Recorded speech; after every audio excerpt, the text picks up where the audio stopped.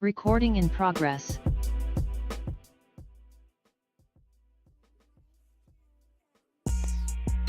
Oh yeah, we got him. Trey, Frazier, and Maestro Styles, you know we got one. Right back like we left something. We don't duck smoke, we want all of it. So line them up, Trey sharp with the blade, you know we sizing it up. I'm quick to catch the fade, you know Styles making the cut. Cause we coming out clean every time that we showing up. It's gonna be called the Barbershop. Yo, what up, folks? Welcome back and Happy New Year to everybody out there. This is a brand new episode of the Barbershop Sports Talk Podcast, live on our YouTube channel, Twitter handle at Barbershop SPOR2, and on our Twitch channel. And you can also follow us on the Facebook page live, and on Instagram, you can follow us there at Barbershop Sports Talk Podcast. I'm Trey Frazier. And that's the homie over there, my brother, Maestro Styles. Yes, sir. Welcome back, man. Happy New Year. Happy New Year to you, my guy. What's good, man? What's going on, man? How was the Happy New Year break? How did that go? Hey, man. New Year's was good, man. New Year's was good as Melanie's wall, man. It was fire. All right. That's what's up. That's what's Shout out to Melanie. Melanie, Melvin, Vince. We all chilled out. I got high. I got drunk. And then I painted her wall. Like old times, huh? Like old times, bro. Like I felt crazy, but then when I left, I was like, man, that just lets me know that I'm not supposed to be doing that shit. bunch of 40-year-olds or almost 40-year-olds getting together, huh?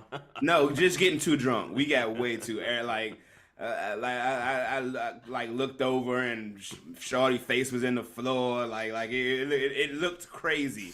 But it's like the shit we used to do back in the day. So it was crazy. It was a great nostalgia, but it was also a reminder that, hey man, we older, and that's not something we supposed to be doing every, that's a once in a lifetime type of thing for people our age. So I had a good time, man. I was glad to kick it with family. Well, the most important thing is that y'all made it through the night. Y'all made it into the new year safely.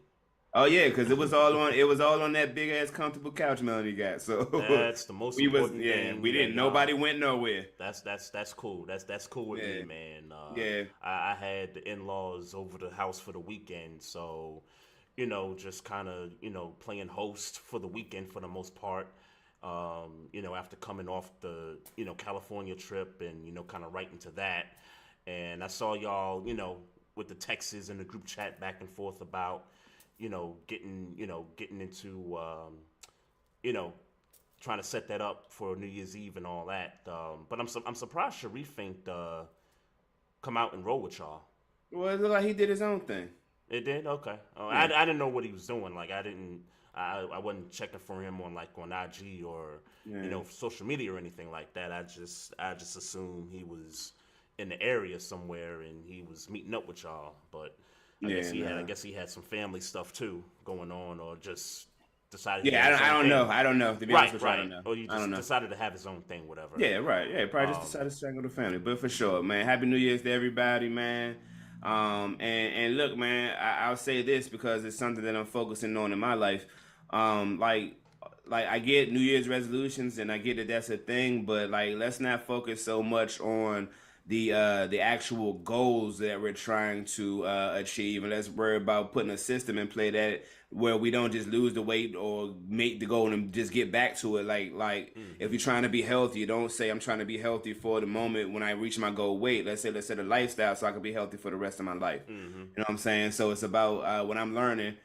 It's about setting systems for success as opposed to setting goals for success. Yeah, I like that, man. I've been asked by Debbie for the past 2 weeks, what's the goals for 2024, and I'm like, sometimes I write this stuff, but for some reason this year I haven't really put stuff on paper, and I'm just kind of going with the flow a little bit. We there's certain things we do want to accomplish, whether it just be travel or investments or things like that, but I don't want to make it like a we got to do this right this second. It's just more so, hey, generally speaking, this is just some of the stuff that we would like to do, regardless of the year. So facts. I kind of like what you said there, man. Yeah. We got a great show, to start off the new year, man. Quick shout out to my guy Trippy in the Twitter, or X, if you want to call it that. I don't call it X, and I still call it Twitter. But shout out to the homie Trippy in the chat there, who's also going to be our guest on the podcast tonight. Raven Superfan. If you're in the Baltimore area, you've probably seen him on Channel 13, on CBS, talking with the crew, media. You see him at Ravens games. Also was up for Ravens Fan of the Year, which he did not get, which I'm a little upset for him about, because he's the most noticeable, fan out there. We're going to talk with him, talk about the Ravens, getting the number 1 seed, going into the playoffs, talk about his experiences with the team and all that stuff and the things he's got coming up. So certainly looking forward to that. I guess I could start here, man. I'm always good for like several different conspiracy theories, right? And I just so happened to be watching Detroit and Dallas Saturday night. Good game, by the way. I'm not sure if you maybe had it on your TV or. Bruh, when I tell you that I have been moving, helping my peoples move, so this weekend when I got into the house, I laid down every single time. Wow. Like my body was hurting up until yesterday. My body was hurting all weekend. Shout out to the edibles that got me together. Yeah. Hey, I hear you, man. But so I'm watching this Lions and Cowboys game Saturday night, and like I said, great game from beginning to end. The ending was very controversial. You obviously know the ref. I forget the dude's name. He Decker. No, not the player. I was talking about the ref. Brad Allen. Brad Allen. Yeah, Decker is the offensive lineman that was supposed to be eligible on the 2-point conversion play. But the controversy is that Decker told the ref, "Hey, I'm eligible," and the ref just kind of, and everybody saw different angles of the video with their interaction. The ref called the wrong number, made a mistake on the play. The Lions convert the 2-point conversion. Everybody thinks it's good. Even people watching home, people in the building, thinks it's good. Lions with the 1-point lead with like 25 seconds left, and then they throw the flag. Like literally right after the play is done, they throw the flag, and quickly they say, "Hey, illegal touching," which I'm trying to figure out if I've ever heard that term before. I'm not sure I ever heard neither would had I illegal touching before. So then they explained it, and they basically said that number 70, Decker, was supposed to be the eligible guy, and number 68 was called as eligible by mistake because he lined up next to Penei Sewell. I guess he's the second guy next to Penei. Penei is on the tackle side. He's on the end. So if you're lining up, in that second spot on the offensive line, on the guard, guard. You can't be eligible if you're lining up in the guard spot. So is that how it happened? I didn't get all this clarification. So okay. So you're right. So that's how it happened. So the ref called 68 by mistake. He was supposed to say 70. 70 was the one that caught the ball.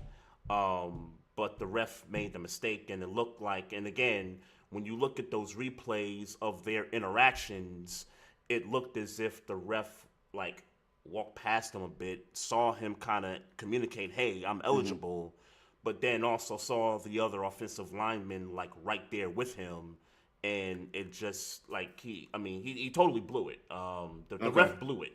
He clearly blew it. So as a result, pending the punishment, right?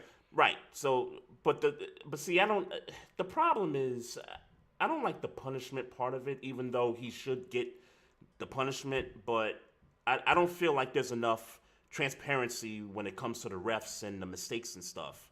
Like, I remember years ago, what's the ref? Hockley made a big mistake in a game, and the dude came out and told, I think North Turner was the coach of the Chargers at the time, told North Turner, hey, man, look, I blew it. Because North Turner got in the presser and said, hey, he talked with Hockley, and Hockley told me he blew it.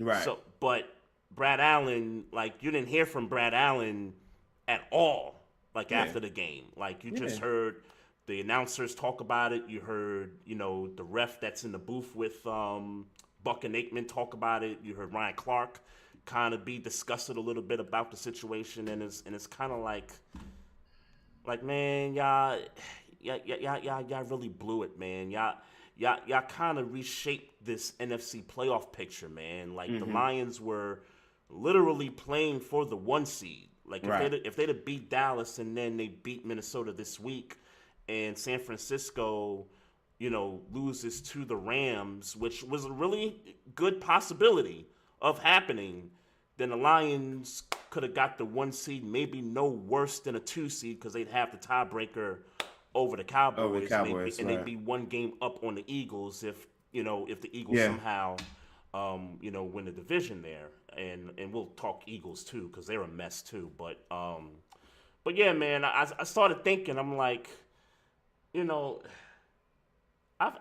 feel like this was done on purpose. Like the Jimmy Johnson, and congratulations to Jimmy Johnson. It's long overdue for him to be in the Cowboys Ring of Honor. Ring of Honor, yeah. Long overdue. But I mean, you could think of a number of things. Didn't want to spoil Jimmy Johnson's night at Cowboy Stadium. The Niners, all they had to do was beat the Commanders on Sunday, and woof, they're the number 1 seed, and then you see what the Cardinals did in Philadelphia against the Eagles, with Kyler Murray just dog walking them down the field in the end there.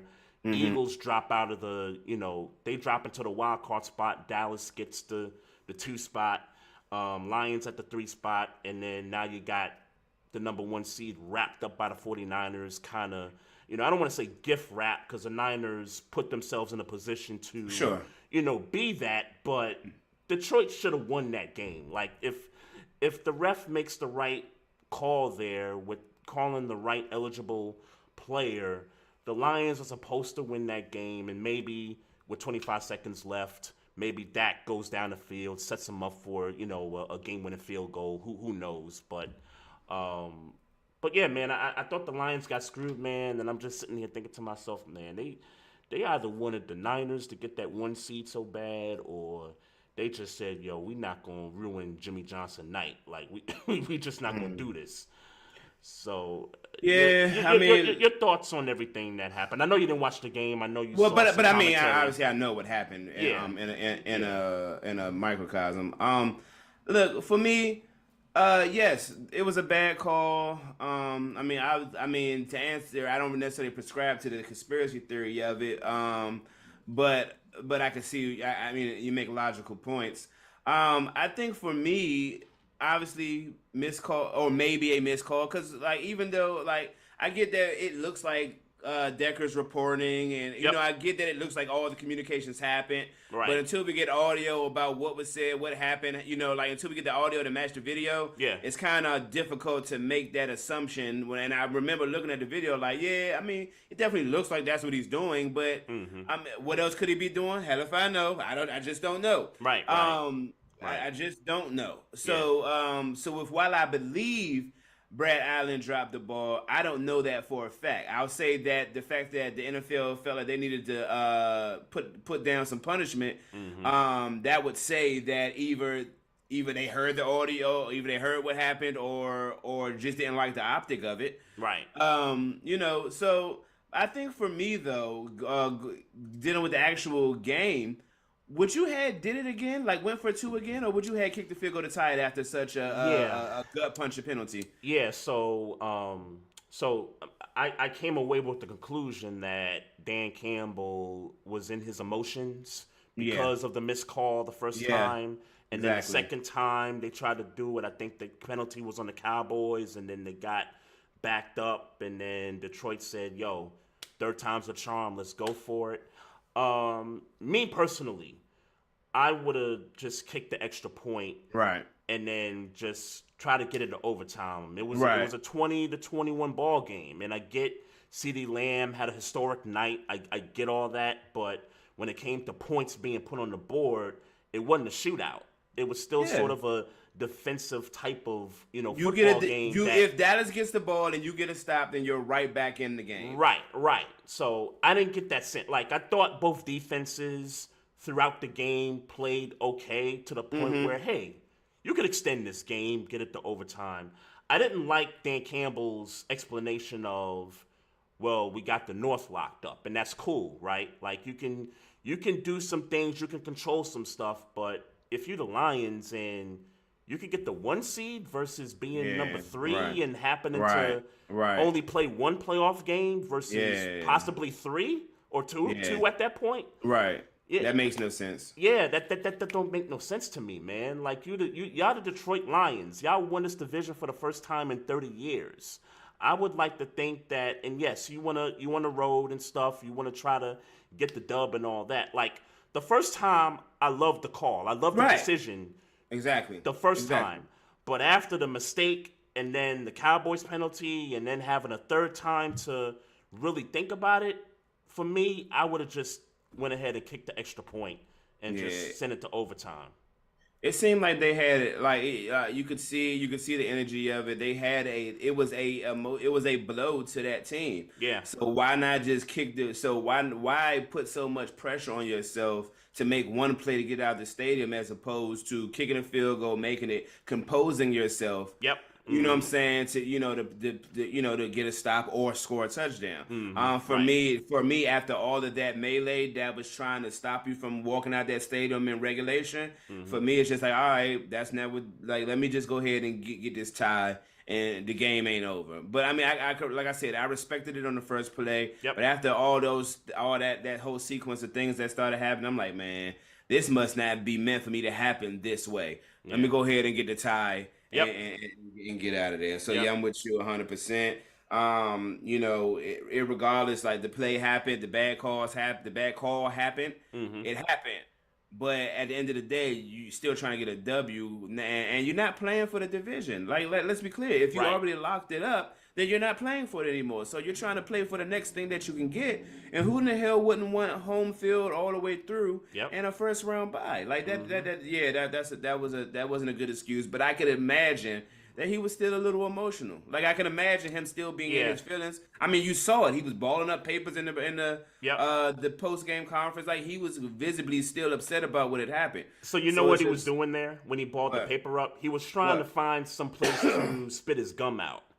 Okay. And so that's why he took the paper and he kind of crumbled it up. Because I think some people took it as he was like someone was giving him stats to read off of, and then he just crumbled it up. Oh, that's how I took it too.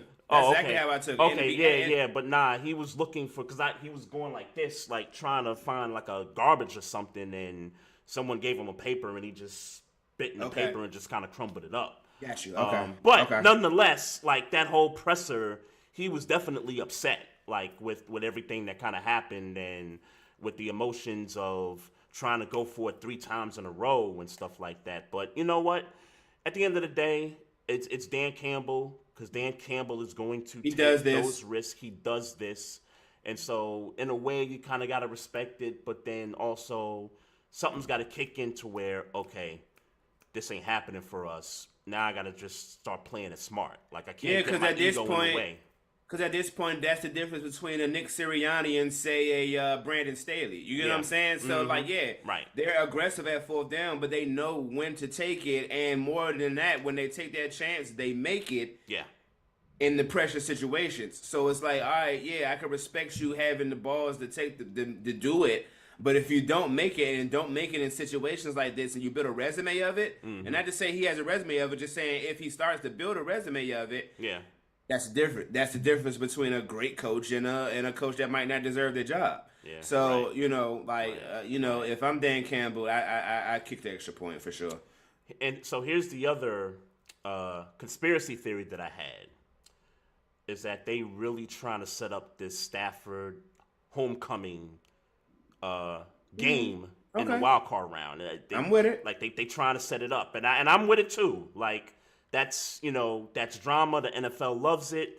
Like that's storylines. That's a good wild card story. That's a good wild card story. Yeah, for people that care about storylines, that would be an excellent storyline for a matchup like that. And then Goff playing his own team too. Like people forget these two quarterbacks were swapped for each other. So right. So yeah, I think if I'm thinking of conspiracy, they really trying to like get number 6 Rams versus number 3 Lions. They really trying to get that set up. I mean, it's hard for me to, and this kind of that you're kind of delving into the whole NFL has a script thing in a lesser way. Yeah. But it's hard for me to believe. It's hard for me to believe that in the middle of that type of a game, Brad Allen thinks, or let's say New York thinks, oh shit, if we fuck this call up, it's a good possibility that we can get the Rams and the Lions in a wild card matchup. Like I don't think I can't fathom somebody. But hey man, if they did think that and and that conspiracy theory was true, that's why they get paid the big bucks. Right. Or Jerry Jones, because let's remember the Cowboys benefited off of this too. Now, sure. It's not just San Francisco. The Cowboys benefited off of this, which I didn't realize because I thought Philly, if they even if Philly had dropped one and they were both tied, that Philly wins their games, they're the division champ. But I looked it up, and the conference record and the division record, like Dallas would have that. There would be one game better than Philly. So, but speaking of Philly and Nick Sirianni, what the hell is going on in Philadelphia, man? Well, I will say this. It seems very clear that maybe because it's happened on two times this year where the Cardinals were slept on and they came in and handled business. I mean, hell, if you consider the Steelers' loss an upset, then 3 times this has happened this season where the Cardinals came in and pulled some magical shit out their ass. Maybe because the teams were sleeping on them. Yeah. So, I mean, shout out to the Cardinals, man. I mean, look. I think they've been consistent, though. I think the Cardinals, for the most part, I don't think they're a good team, but I think every game, I feel like every game they've played this year, I think they've gotten up early, like in the first half, and then kind of, like the Giants game. Like, they got up on New York early, and then like that whole game turned right after the half, and the Giants end up, coming back from 20. I think it was 21 down. So but I feel like the Cardinals are a chippy team, even not a good team, just a chippy team. Like I respect to the coach. That's the cat that was Gannon. Gannon, the Eagles defensive coach from last year, from Philly, right? So I mean, so shout out to him for getting his not good team roster wise prepared to play tough teams and beat tough teams or beat good teams for whatever reason they're doing it. Yep. Look, man, shout out to them. I mean, I guess the smoke got to go to Philly, got to go to Dallas when they lost, and got to go to Pittsburgh when they lost. Like, why would you, like, this team on paper is not a good team and their record states that. So for y'all to lose, I get it any given Sunday, but that's why you prepare for every game as if you want to win it and that, like, you're just going to coast and win it. So, look, I remember post-game conferences when Pittsburgh lost and they were saying, look, man, we were not prepared.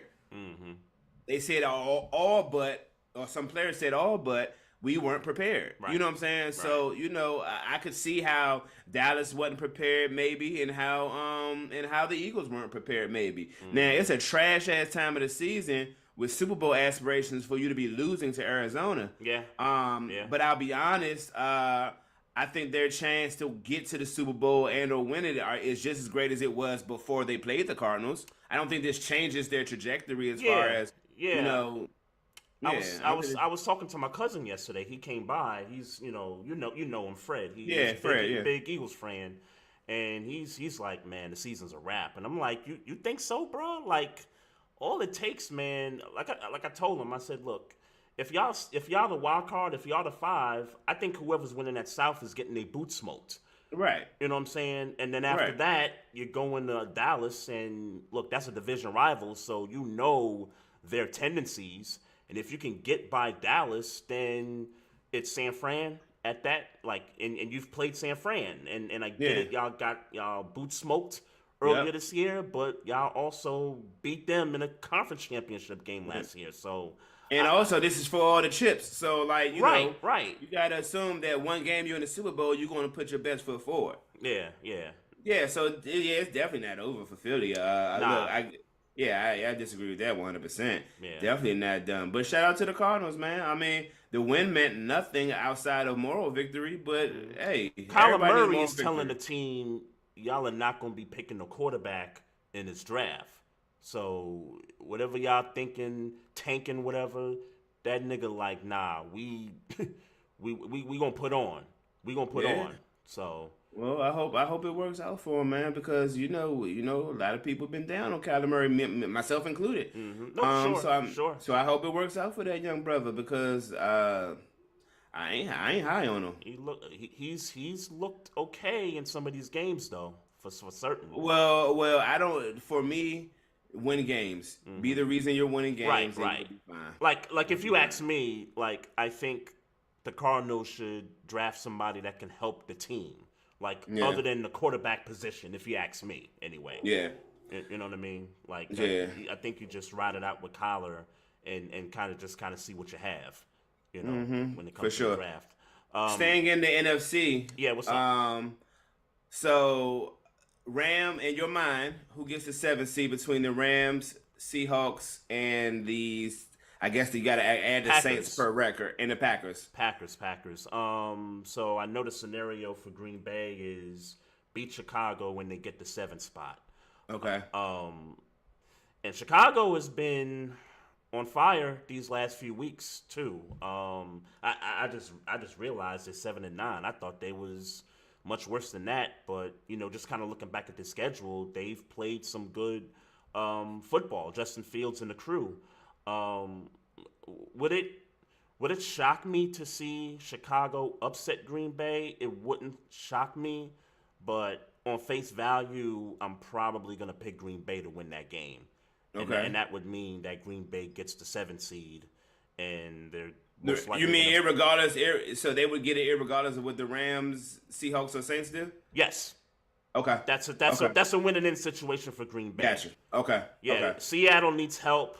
The Saints need help. The Falcons need help. Obviously. Yeah, I don't got the Falcons going no way. I'm sorry. I get my record. I should have included them, but I don't got them going. Well, the only way they can get in is through the NFC South division. NFC, right. But they can't. Right. But I think the Saints can still get a wild card, and I think Tampa can still get a wild card. Well, Tampa's the 4, but Tampa's the 4 right now. So they're the 4, but if they lose, right.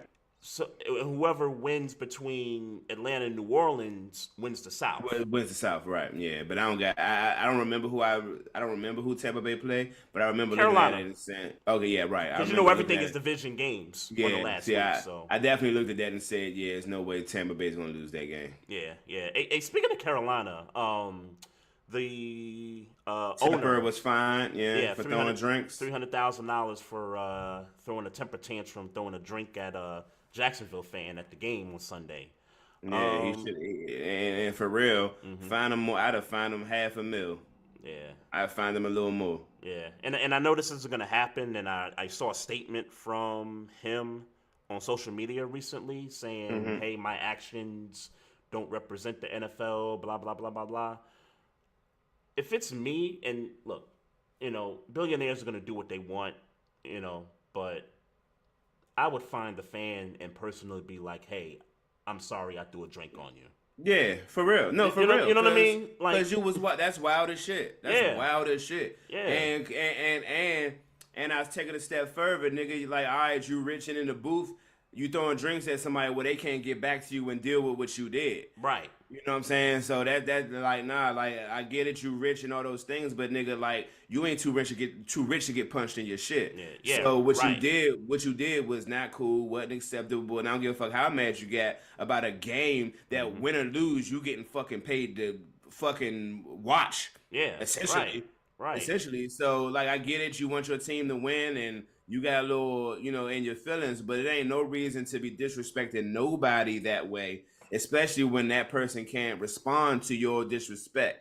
So that's sucker shit, and I don't appreciate it. And he do need to go and find that fan and apologize, 100%. Yeah, for certain, man. And you know, some niggas will risk it all.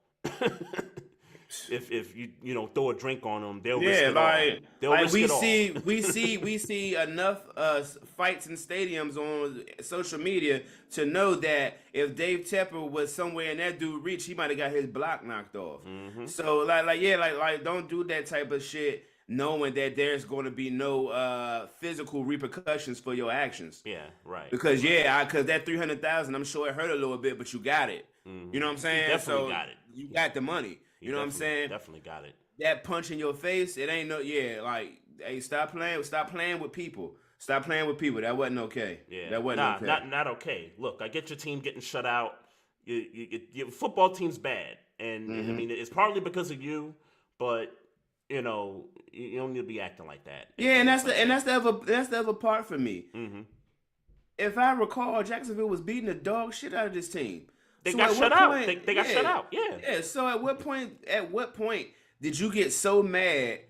It's not like y'all was ever in control of this game. It's not like y'all was ever in a situation where this game could be exciting or you could possibly get a win. Yeah. So what happened? What happened in that game that got you so upset where you felt like, ooh, let me throw this drink because I'm mad? Yeah. Like, I don't understand what the tipping point was. Yeah. Right. Yeah, because you knew Trevor Lawrence wasn't going to be in the game.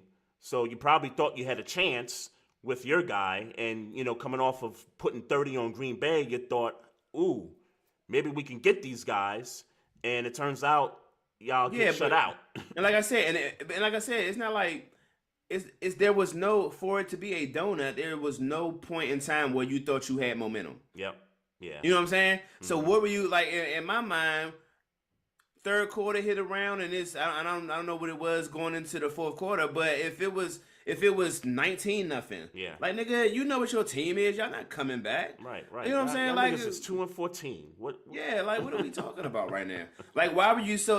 By that time, and trust me, I've experienced a few blowouts this year on the losing end of them. I mean, I've experienced a few of them. By the fourth quarter, nigga, my morale is just down. I'm not mad or jumping out about nothing. I'm just sitting here watching the game like this some bullshit. Right. Why are you so angry where you feel like you need to throw a drink?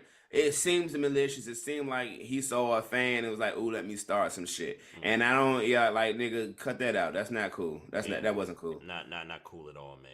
But in your mind, you got the Packers going to the playoffs. I got the Packers getting. I didn't realize it. Yeah, I didn't realize it was winning in for them. So yeah, I tend to agree. I was going to try to make an argument for the Rams. Well, the Rams are in. The Rams are in. They're 6? They're 6. Well, they're not locked in at the 6, but they've clinched a playoff spot.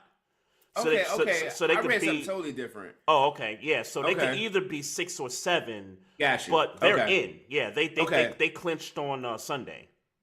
They did actually. Okay. So it's between the Seahawks, the Saints, Falcons, and the Packers.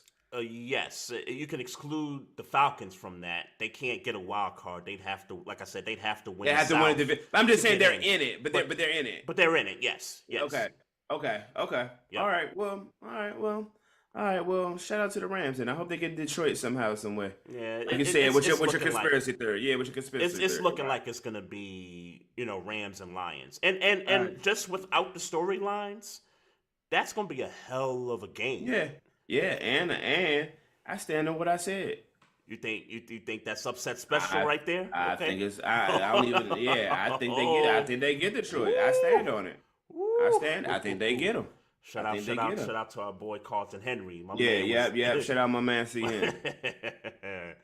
My man was like, "Hey, he ain't coming to get his lick back." That man he decided he wanted to go.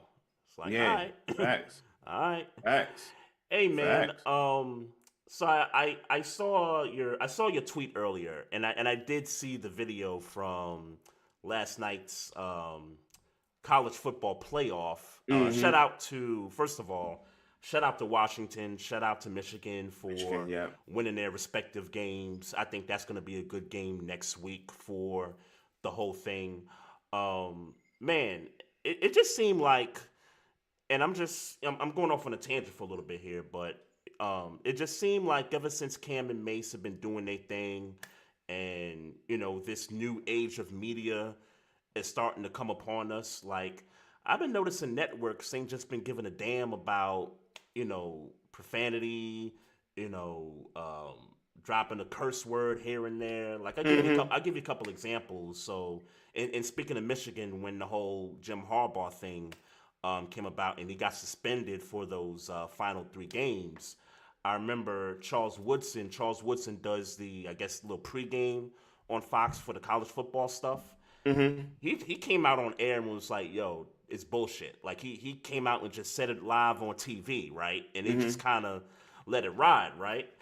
And so now you're seeing the clip from last night in New Orleans. ESPN's camera catching the girl showing the boob, and it seemed like networks don't care anymore, man. It's just, hey, we just going casual now.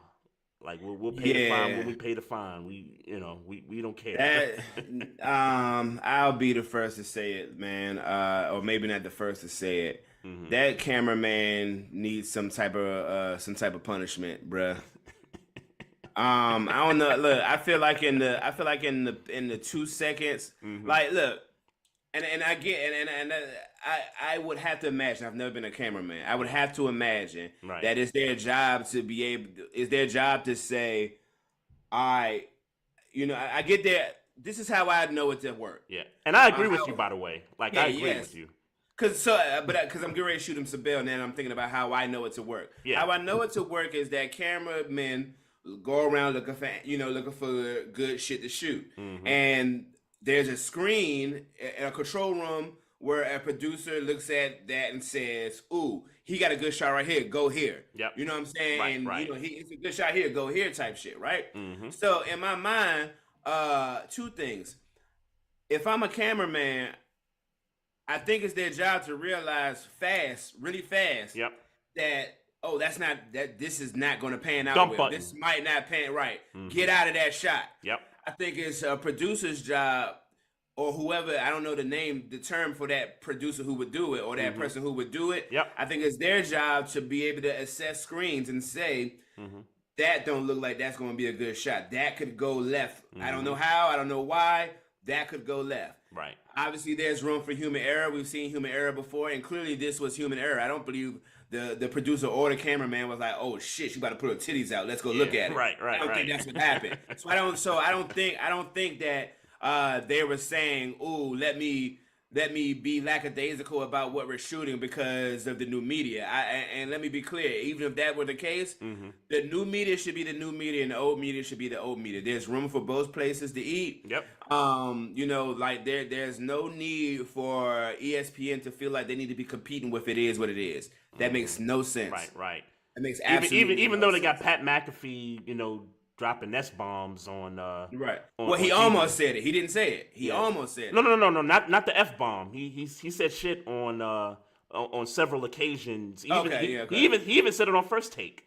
Yeah. People didn't catch it, but he said it on First Take, and they just kind of let it brush off a little bit. So I got a problem with that. Like, you gotta let the old media be the old media and let the new media be the new media. Like, at the end of the day, there's no way that, respectfully, and as much as I love Cam and Mace, it is what it is. It's nowhere near what ESPN is doing. So there's no reason for ESPN to feel like, oh, I gotta do what they're doing to try to compete with a show that's not doing nowhere near the numbers that y'all are doing. It's a stupid comparison. Like, just let the new media cook and y'all be who y'all are. The proven business model that has worked since ESPN came out in the 80s. Like, what are we doing? Right. Why are we trying to compete with a YouTube show? And I'll take it a step further, and we'll get to the guests in a bit here. Everybody knows New Orleans, right? Like, everybody knows, like, Mardi Gras has been around since forever, right? And you roam the streets, and you got to keep in your mind that there's always going to be a possibility that some woman is going to pull her titty out at some point, like, for beads. Like, like, the producers, like you said, the producers have to know at some point when you roam the streets of New Orleans, whether it's downtown, by Mardi Gras or by the stadium, that could happen. Like, that's a possibility. So if you want to get aerial shots, cool. Yeah. But that street level stuff, y'all know what y'all in for. Yeah, for sure. Let's bring in the guests now here. The homeboy here, Trippy, Raven Superfan here in the building. For those that, live in the Baltimore area, you see this guy's face at Ravens games.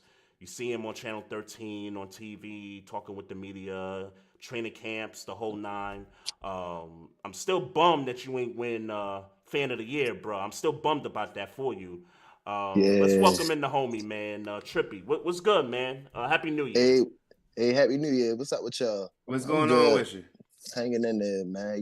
We got that number one seed. You see what's going on? Yes, man, sir. I see you. Yes, sir. Respect. I can't do nothing but respect right now, man. I can't say nothing to you right now. Yes, sir. I can't say. Hey, man. So let's talk about. I guess let's start here.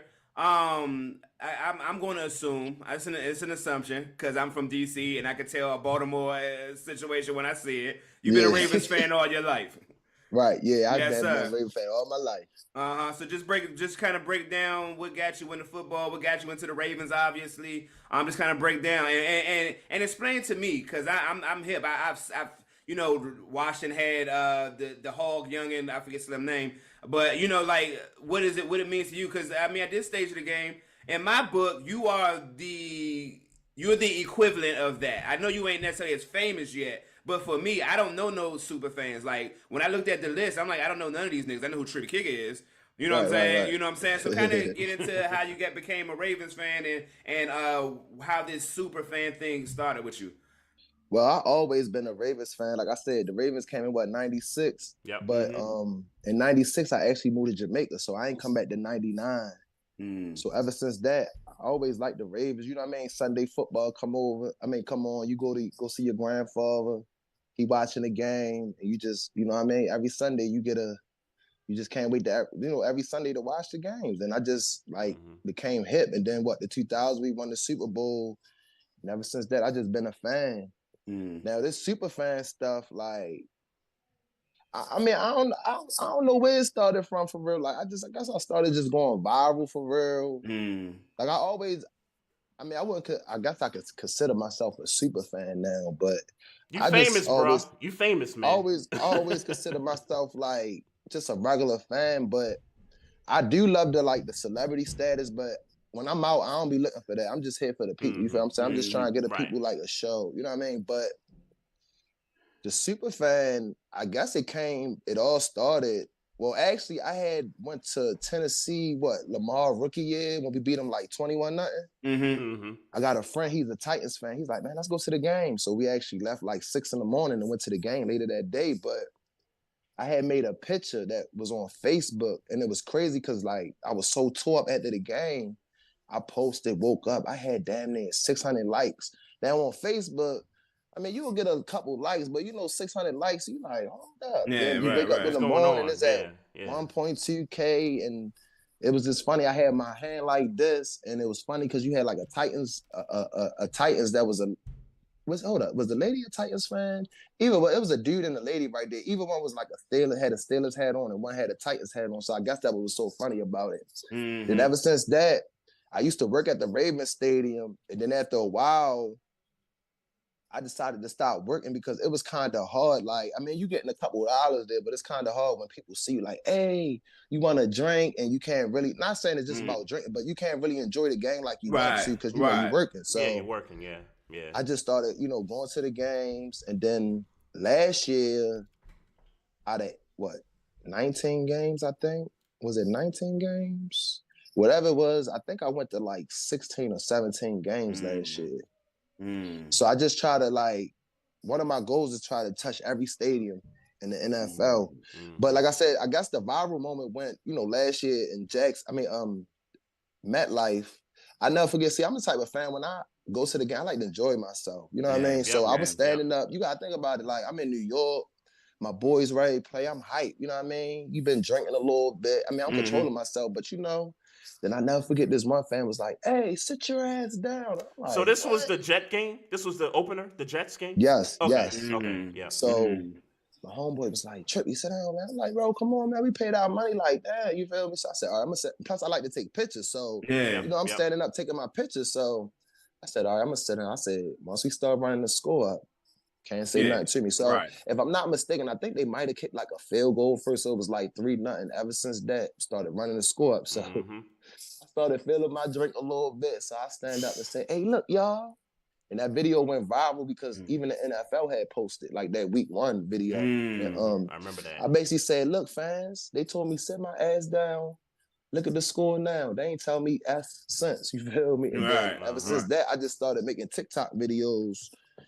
Just started doing my thing. Then ever since that, I guess I just went viral from that.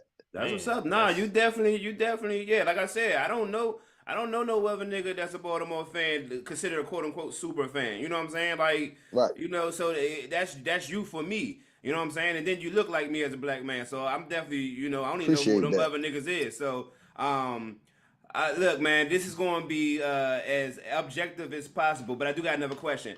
In the superfan situation, like you talk like that situation happened at MetLife. Like kind of like what's your gauge about handling going into opposing team stadiums? And I'll tell you why I'm asking. I'm not a super fan. I'm just a regular fan. Me and Trey went to a Baltimore game years ago. Baltimore against the Steelers. We lost. I think Dennis Dixon was playing from Oregon.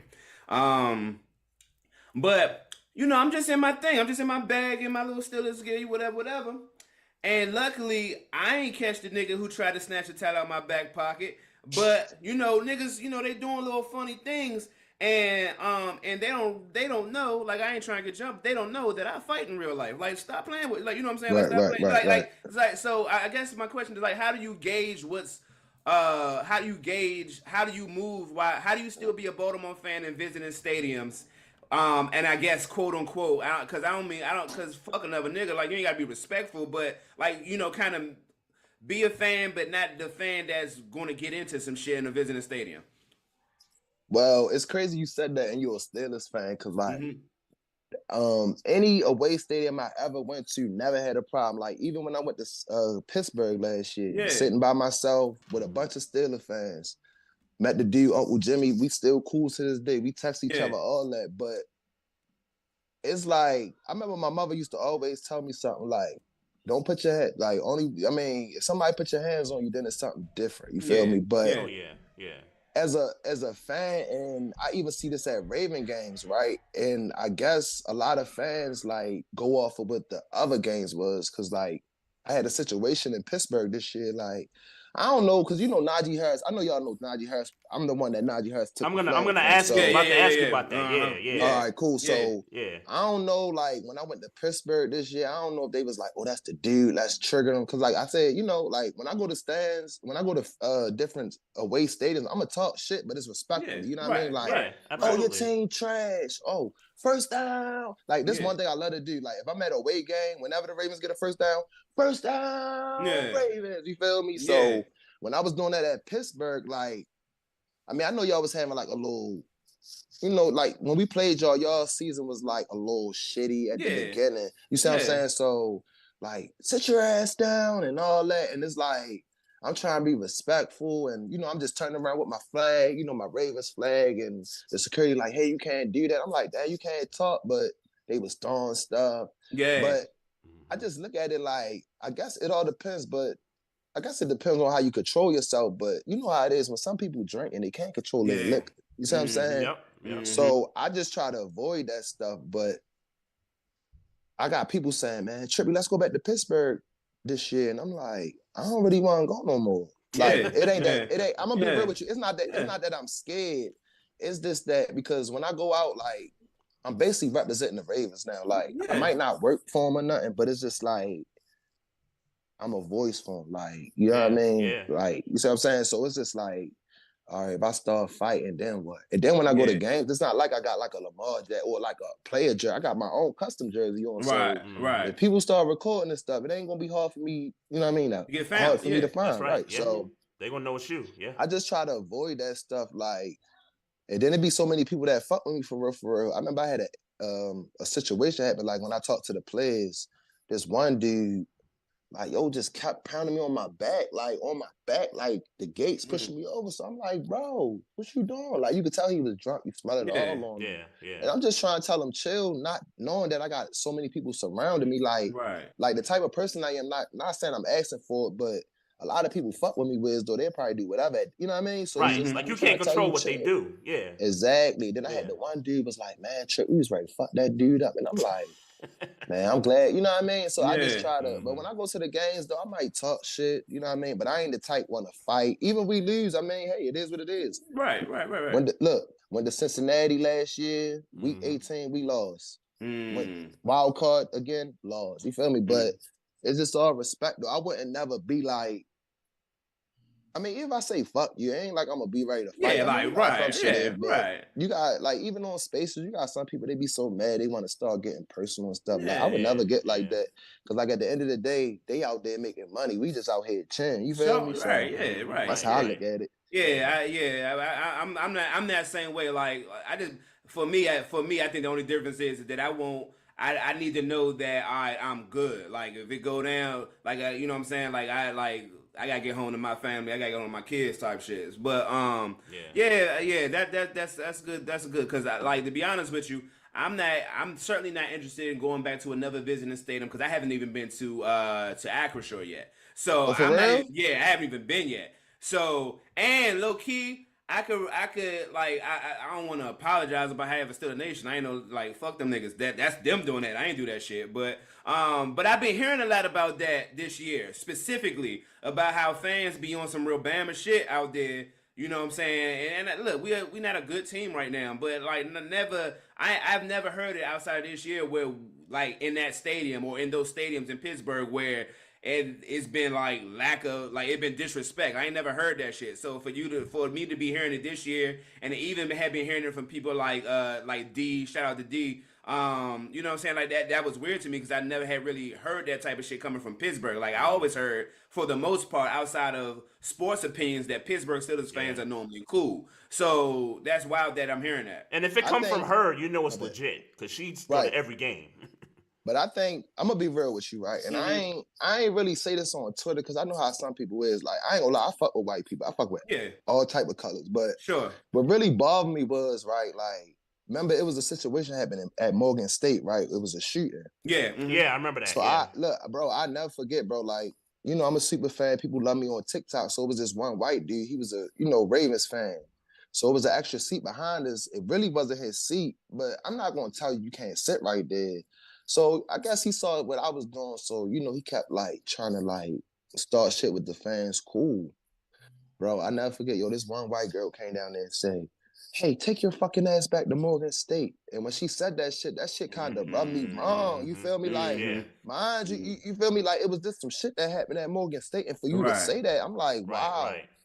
You know what I mean? And I actually was right there recording them, but I had stopped for a minute because I didn't know what was going to happen. Then another thing, I wasn't really trying to get like, removed from his seat. I guess they actually removed him anyway, but right. Even without the shooting incident, there's still a racial connotation to that because Morgan State is a HBCU. You know what I mean? So either way, it's disrespectful. Either way. Yeah, I ain't fuck with it. Yeah. But let's get to the Ravens, man. This is going to be, like I said, this is going to be y'all clearly time to get in y'all bag and, talk y'all little shit, whatever.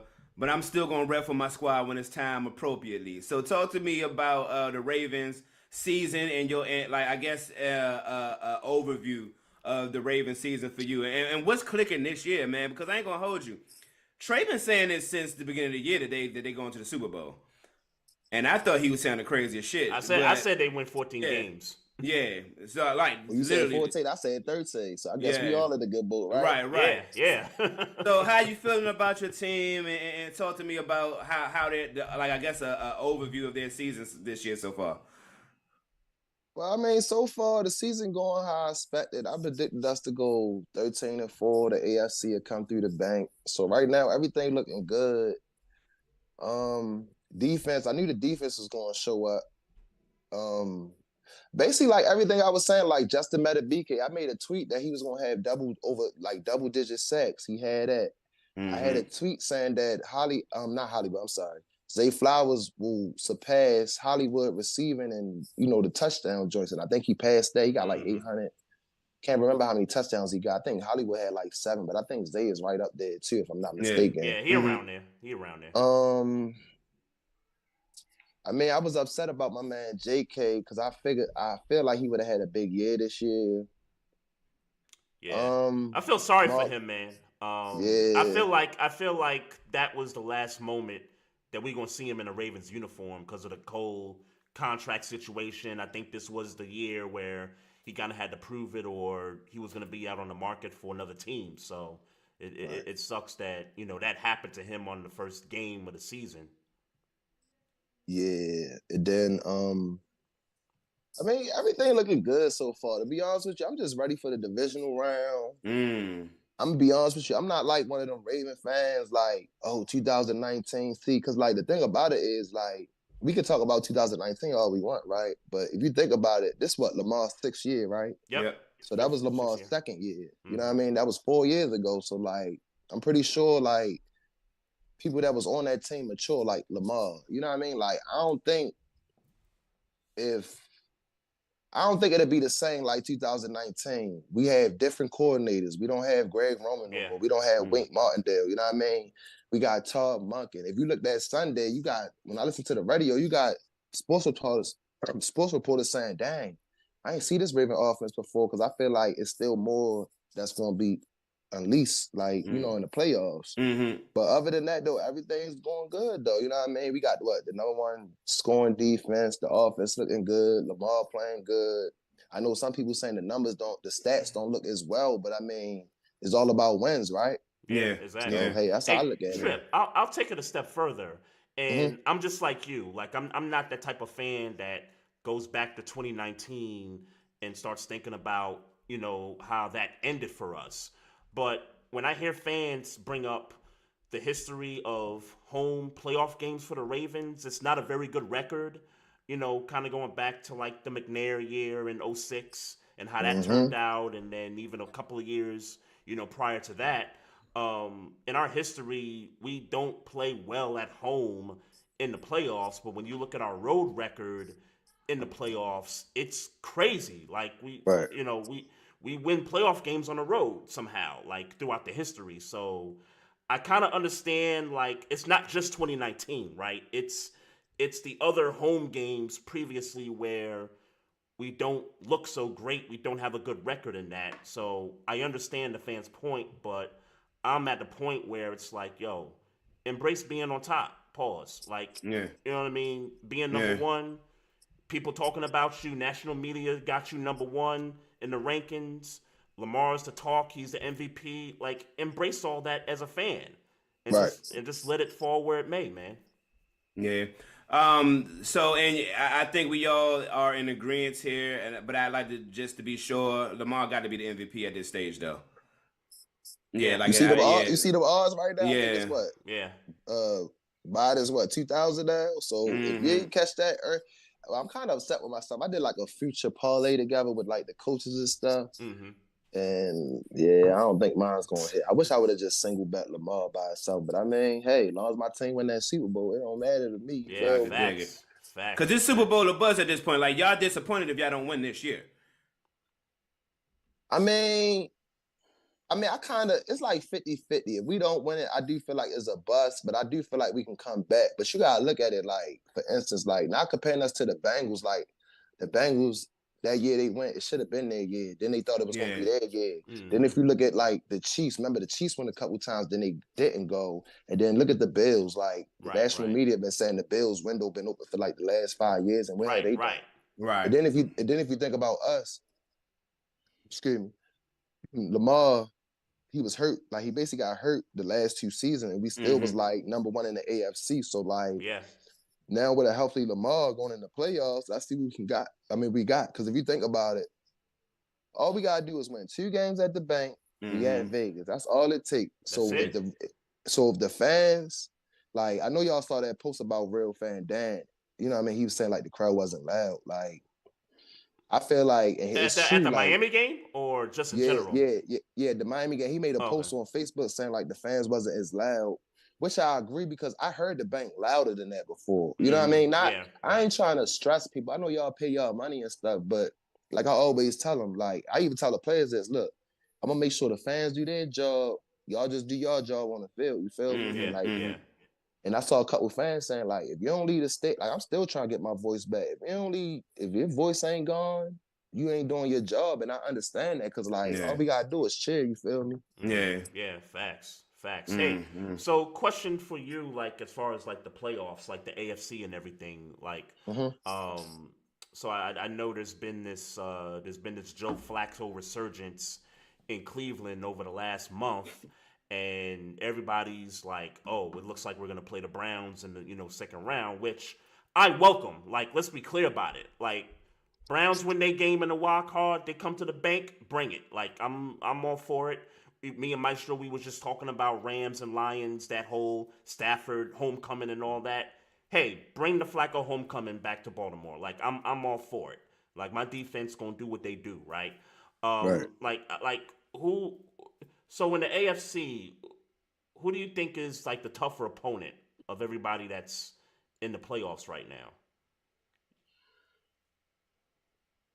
I mean, I don't want to be a homer and say nobody, but because I mean that's how I really feel. Nobody, but talk, man. But on some real shit, if I had to, and I don't know who watching this right now, but and I'm not saying this because we lost. I'm only saying because I know the style of defense they play. You see what I'm saying? And that's the Browns. I could see the Browns giving us a tough matchup. Yeah. You know what I mean? But in a way, I still go back to that matchup where Deshaun Watson beat us, but he basically was running the ball. You see what I'm saying? So I don't think Flacco gonna be able to do that if we put pressure up on him.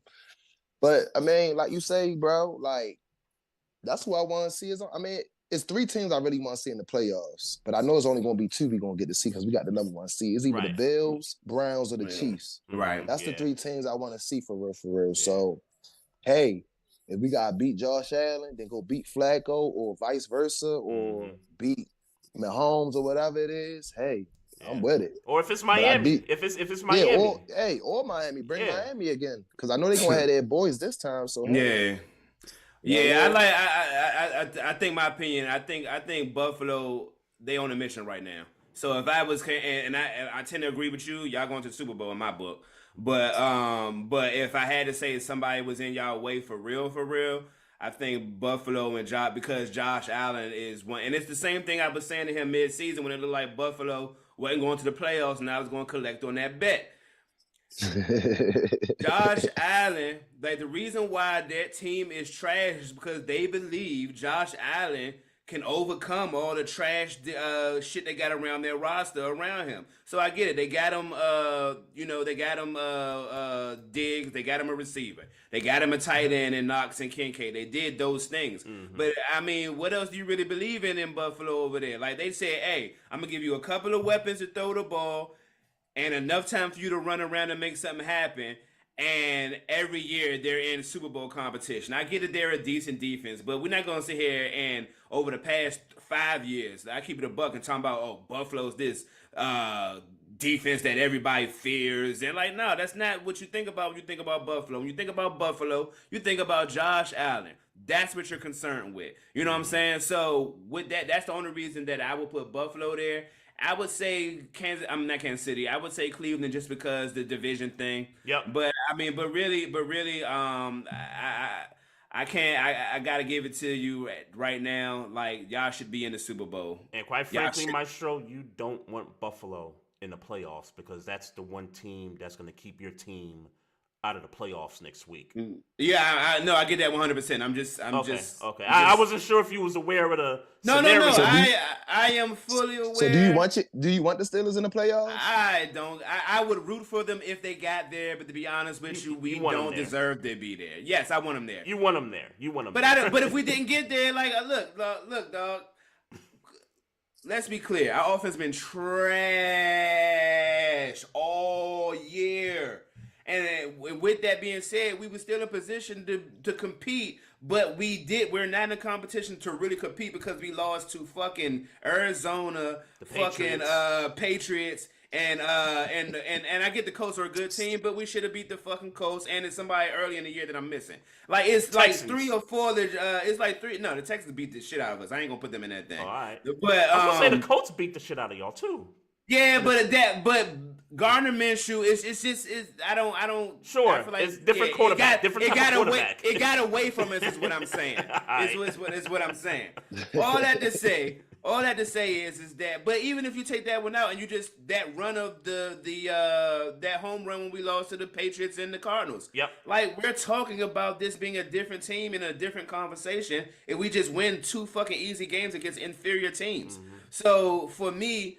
If we can't beat the inferior teams at that stage of the season, like if y'all had Mason Rudolph, if y'all started Mason Rudolph instead of Mitch Trubisky, that this is my team and I ride with them, ride or die. But I am at this point able to say that's what it is, and I'm good with whatever happens. Oh yeah, I could tell you that's what it is. That's what it seems like anyway. Ever since they got rid of the offensive coordinator, is that Kenny Pickett looks good under the new OC. Mitch but he only played one game, really. But he only played. Sure, it was one game, but that's all we can. And he didn't score. And he didn't score points for real. So sure, but like, they got 400 yards of offense. I think that was the one improvement that they got out of that. I know. But I get it. But offensively, they did look different, despite the 16 points. Sure, but Mason, it was still 16 points. But Mason Rudolph putting up 30 burgers back-to-back weeks, man, against teams that are trying to fight for, playoff position. and respect. Here's the thing, and I said it to you last week. Mm-hmm. Hey, Mason Rudolph, Maestro, I apologize for feeling like a second that Mitch Trubisky should have even been on this roster while you were still on this team, and you could have easily been the number 2 to Kenny Pickett. Like, what did we bring him in for? Because you remember what my initial thing was. I didn't want to draft Kenny Pickett at all. Yep. I was cool with being trash with Mitch Trubisky until we found our quarterback. But here we are. We draft a quarterback, and here we are in the, trying to hope he's a franchise quarterback. Mm-hmm. But now we come to find out that Kenny Pickett might not be our franchise quarterback like I figured. Mm-hmm. And the guy we picked up to kind of fill in the gaps is trash.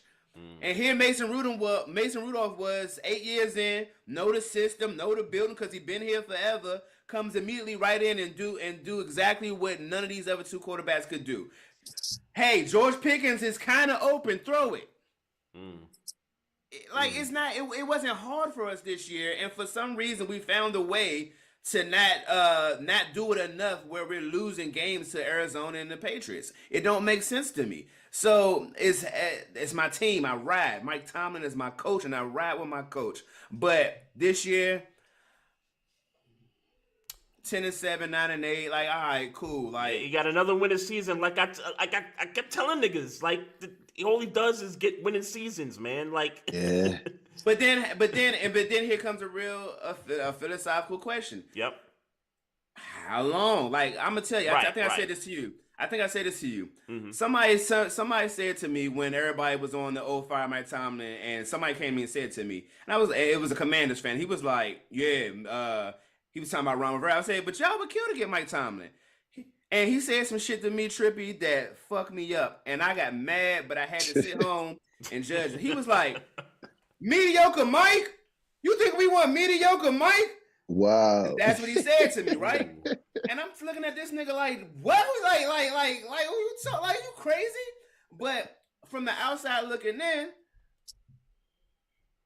Like if I like he got a Super Bowl in 2008. He went back in 2010. He the last time they were good in the playoffs is 2016 with Le'Veon, and they beat the Chiefs and got out that game. Yep. But since 2016, 7 years ago, whether it's his fault or not, he's the leader, and somebody got to be culpable. You know, like look, and let me be clear. I want Mike Tomlin to be my coach, but to people who ask those questions in these tough times, like I can't be mad at you for asking a question when you haven't put a roster together or you haven't found your quarterback. Let me say that because the roster to me is good. The quarterback ain't there. Right. But like at some point we're gonna say, because we're used to winning, damn man, how many fucking 9-8, 10-7? You know how much of this do we? How much more can you take? Now, and especially now when everybody else got franchise quarterbacks in the division. Right.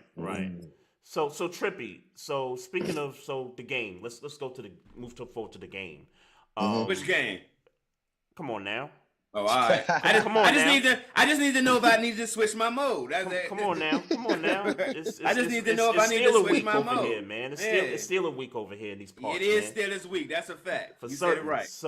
So Trippy, how should our team approach this game? We got the 1 seed locked up. What do you think? Rest some guys? You think that some guys should play a series or two, a half, and then just kind of? I'm gonna be real with you. Like, I want to see the starters play at least a quarter, a quarter, at least 1 quarter. Treat it like a preseason game. Yeah. Like, cause I know we gonna have that bye, but it's just like, and I'm not saying this because of 2019. I just feel like I just still want them boys like be in rhythm, like right? gel, in rhythm. And plus, I still feel like they want to show the Steelers like that week 4 was a fluke. You know what I'm saying? Cause like, I know Maestro know this. Like, if we ain't drop all them passes, man, we probably would have blew them out.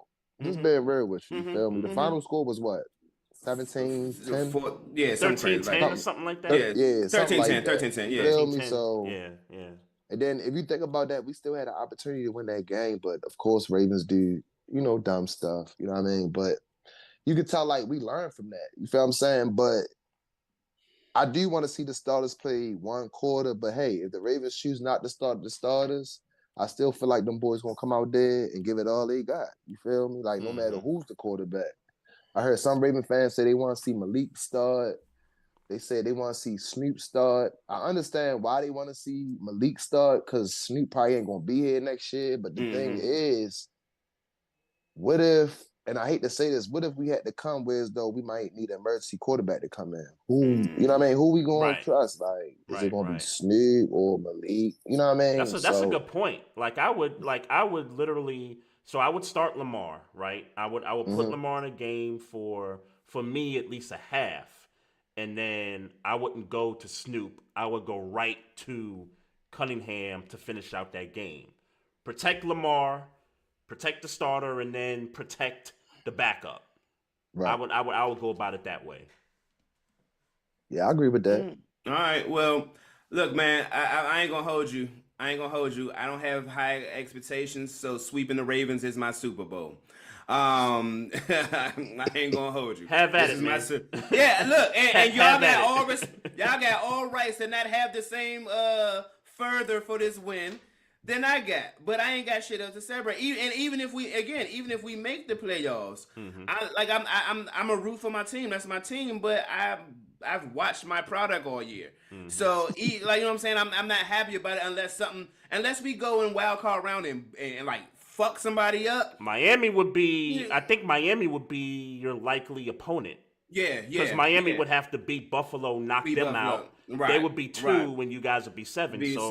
Dolphins would be your matchup there. And by the way, Jacksonville could lose too, and we can get in with a win. Yes, I did see that too. I did see that too. Yep. With all that, so like, cool. Like, I'm not excited. Again, we would have to go to wild card round and fuck somebody up. Like, if it's Miami, then my whole Miami crippled right now. Sure, they lost Bradley Chubb for the year. Sure, all that, and get well soon, Bradley Chubb. All that shit. If we go there and smoke anybody, we go smoke somebody, then I'm ready to. Then I'm right back. Like you never heard me say any of this shit today. I'm right back. I'm right back. I'm right back. That's how it be though. That's how it be. It start giving you more confidence. Yeah, you like, well, shit. My team was sorry all season. Shit, they come blow this team out in the wild card. Shit, why I can't have faith? You feel me? I feel why you. I can't? Because again, the difference between averaging 16 points and averaging 30 points is a game is because Mason Rudolph got the balls to throw it deep. Mm-hmm. That's the difference. Yeah. That's the difference. And that makes everything else work. Now all of a sudden Najee running again. All of a sudden, Jalen Warner been running tough all year, but like all of a sudden we can run block. Like all these things are starting to happen just because he have the balls to throw it deep. So you know what I'm saying. So if that happens, then I'm right back. I'm gonna act like I always had faith in this team.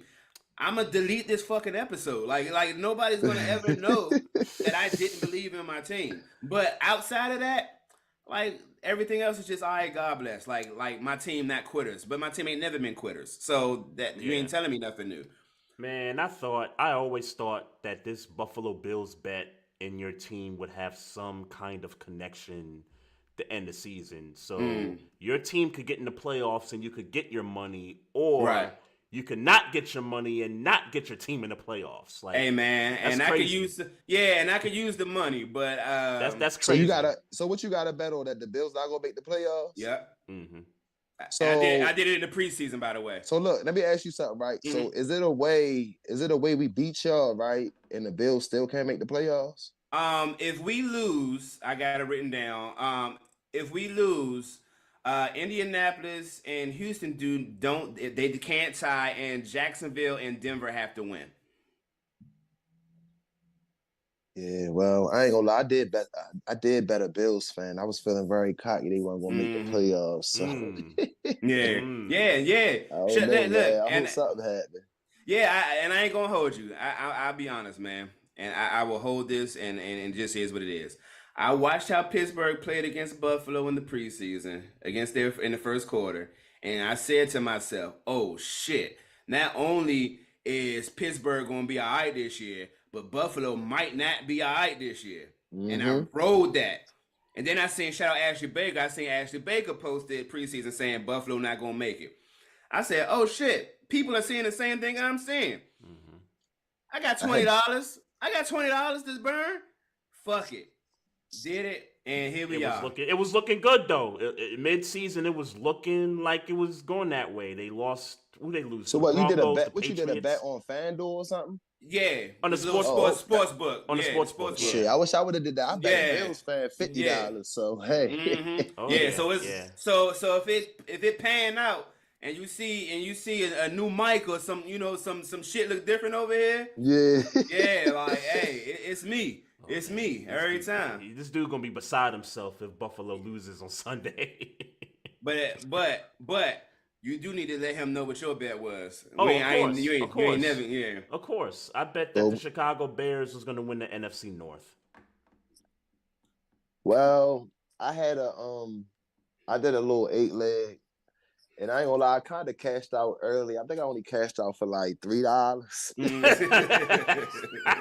But bro, I cashed out because like when A-Rod got hurt, bro, and I saw the Jets, like although they beat the Bills, bro, I just said after like week 3, I said, no, I can't do it no more, yo. I know the Jets not gonna win this division. And then every time I look at that parlay, it's just like, why the hell I just ain't pick like the Bills? You know what I mean? Or, right. Leave them off my ticket. You feel me? But I mean, that's how betting is, man. But like I say, man, as long as my team win the Super Bowl, hey, it felt like I won a big bet. So, hey, man, I just got a bonus check, man. I'm seriously thinking putting some of that bonus money towards a trip to Vegas, man. I'm seriously thinking about that might be the move, man. Because you know how it is, man. The Ravens go to the Super Bowl, man. Everybody gonna be over there. It's gonna be a Baltimore takeover. Oh yeah, man. It's expensive too, man. I was checking Southwest flights to Vegas on that weekend. They talking about $900 for a one-way ticket just to go to Vegas. Look, it's a Super Bowl, man. Look, I know some people talk about they bougie with flight. Hey, man, if I gotta get on Frontier Spread. Hey, if I even gotta catch a train halfway and then something, rent a car and just do cross country. Real shit. If I gotta get close, you know what I mean? Go to Arizona, and you know what I mean? Something, any way to get there. You feel me? Like, so you like that? You going one way or the other? Yeah, but see, one thing about I ain't booked no flight yet, but I'm working on that though. But even if I go, I mean, I got people saying, man, you can come stay with me, Trip, man. Just make it out there. I need you out here. So it's like, nice. I'm gonna make it out there. I just hope. See, it's good to book the flight, right? Right. But you just got to make sure at the January 28th around 8 o'clock, you know, they punch that ticket. That's a fact. That's a fact. Facts. That's a fact. Otherwise, that price going up. You know what I'm saying? That price going up after the 28th. Exactly. That's a fact. That's how it be. But I do feel like we gonna go though. Not like I always said, as long as the team stay healthy, you know what I mean? We did lose some key players, but hey, we still balling out. You know what I mean? So yo, my man Isaiah Likely, bro. Do you see that one hand grab on that fourth down? Bro, he's a baller, bro. Man. He's a baller, and I felt like a lot of Raven fans started to give up on him, like, but now he back, and like, it's sad that Mark Andrews had to go out for him to get that opportunity, but I still felt like his opportunity was coming. You see what I'm saying? And the offense, I think the offense looks more fluid without, in respect to Mark Andrews, but I think Lamar's been, I don't want to say forced, but he's got these other options now. And he's spreading the ball around better without him than with him. No, I agree, Trey, because that go back to the Bucks game last year. Remember when Mark Andrews got hurt? Yep. And like I said, it's nothing against Lamar because I love him to death, love what he do, but I just always felt like he was like trying to force the ball to Mark instead of like giving the other receivers the opportunity. But I felt like when Mark got hurt, he just started like you know what I mean? Started giving Likely the ball. You know what I mean? He was throwing the ball to other receivers, which was cool. But now he got so many different options now. I just feel like when the playoffs come, we might see something totally different. I still feel like Tar got something dialed up for real. Nice. I told Raven fans a couple weeks ago when he was smiling in my video, he got some stuff dialed up. Nice. Let me tell y'all a story real quick. So you know, I talked to the coaches in the morning, right? So mind you, I ain't see him like in 2 weeks because you know they was away. They had Jacksonville and the Chargers or something like that. Yeah. So they've been gone for a while. So when I saw Todd, usually Todd would come talk to me, but no trippy. I was like, all right. I said, all right, Todd. I said, Todd, I holler at you after the game, man. But all I gotta say is, and like I said, ain't no shots to Greg Roman. Cause like, man, Greg Roman, cool. Like, but I mean, after a while, like, I don't think it was nothing wrong with Greg Roman offense. I just think his offense got stale. He had to go. You get what I'm saying? He had like, to go, bro. Right. Yeah, I agree. He had to go. Cause like after a while, it got stale. You wasn't doing no adjustments, none of that. Hey, my man called the quarterback sneak from the 2.5 yard line in Cincinnati, man. He had to go, bro. but how about this though? Because you know I'm cool with some people, right? And a dude I know that's real cool with Greg talking about that. You know what I mean? And basically, what happened was, I'm gonna be real with you. I know Raven fans don't want to hear this. Like, hey, clip this up. It was a good play, but from what I heard, it was Tyler Huntley's fault. Like he was not supposed to go high. And I'm not taking up for Greg Roman or nothing. But if you go back and look at that picture, not even the video, go to the picture. Yeah. When Tyler Huntley is up in the air. Yep, I saw. Why is all the linemen down on the ground pushing and Tyler Huntley is up in the air? You feel me? Now I'm not trying to take up for Greg Roman, but hey, I mean, like you said, his time was up. And then if you look at it, like, I mean, it kind of makes sense. I ain't trying to start no controversy or nothing, but Greg Roman was never fired. He just stepped down. You get what I'm saying? Yeah. You know what I mean? But I do feel like it was a dumb call because like you had Gus Edwards, you had J.K. Dobbins. Dobbins was begging to get the ball in them situations. Yeah. And then it's crazy because I got like, you know, I'm a photographer, so like when I'm at the game, I analyze certain stuff, and my man JK was mad on the sideline, right? And I remember him and Gus got into it. Now I ain't gonna say they probably was getting into it, probably was beefing or whatever, but you know, like sometimes when you you feel like you could, like, I ain't gonna say you cocky, but you feel like you could do it. Like, why not put the ball in his hand? You feel me? And right. I guess that's why he was upset, which I made was sense calling though, for them to because give him the ball. I was calling for the coaches to be like, yo, JK wants this, y'all. Like, 17-17 ball game. Let that I man remember cook. I remember one play they brought JK in, right? And I don't know if they showed it on TV, and they took him right back out. Mm-hmm. And I ain't gonna lie, JK was mad. And I felt Yeah. like the coaches was trying to calm him down. And guess what happened on the next play? Turnover. Interception. Turnover. Turnover. Turnover. Yep. You feel me? Yep. And like, to this, I mean, I know it's over though. Even we win the Super Bowl, that loss still gonna be in my head, because like that loss is up there with the Lee Evans. Right. If you know what I mean. You feel me, Trey? Like, yeah. even if we would have went to Kansas City and lost the next week, I still wouldn't have cared. But I felt like we should have won that game. Mm-hmm. I just wanted to like shut them Bengal fans up, because they definitely was quiet the whole game until they ran that punt back. You feel me? But hey, we swept them this year. So I mean, if they want to brag about winning the AFC North for the last two, but they ain't got no rings to show for it, hey, it is what it is. Hey, Trip, I mean, they do. My bad, Trey. They do have rings to show for it, because last year when I went, they actually was saying, "Look at these, man. We got division rings." Division like, rings, Division rings. Division rings. Like, what? That's what they did. Bro, I was in the smoking session, bro. Yeah. These dudes, man, I'm gonna send y'all the video later, bro. Like, they was bragging, bro. Like, I said, this what y'all bragging about, division rings? Like, okay, cool. Man, that sounds crazy. Hey, let them put them banners up, them division banners. They could have exactly. That sounds crazy. They could have all that. Like, I will say, in reference to the Huntley play that should have been the J.K. Dobbins. When I tell you, I remember, if I could flip my camera, I would show you the seat I sat in on my TV. Like, oh, the Ravens should take this. They should be, get ready to take this game.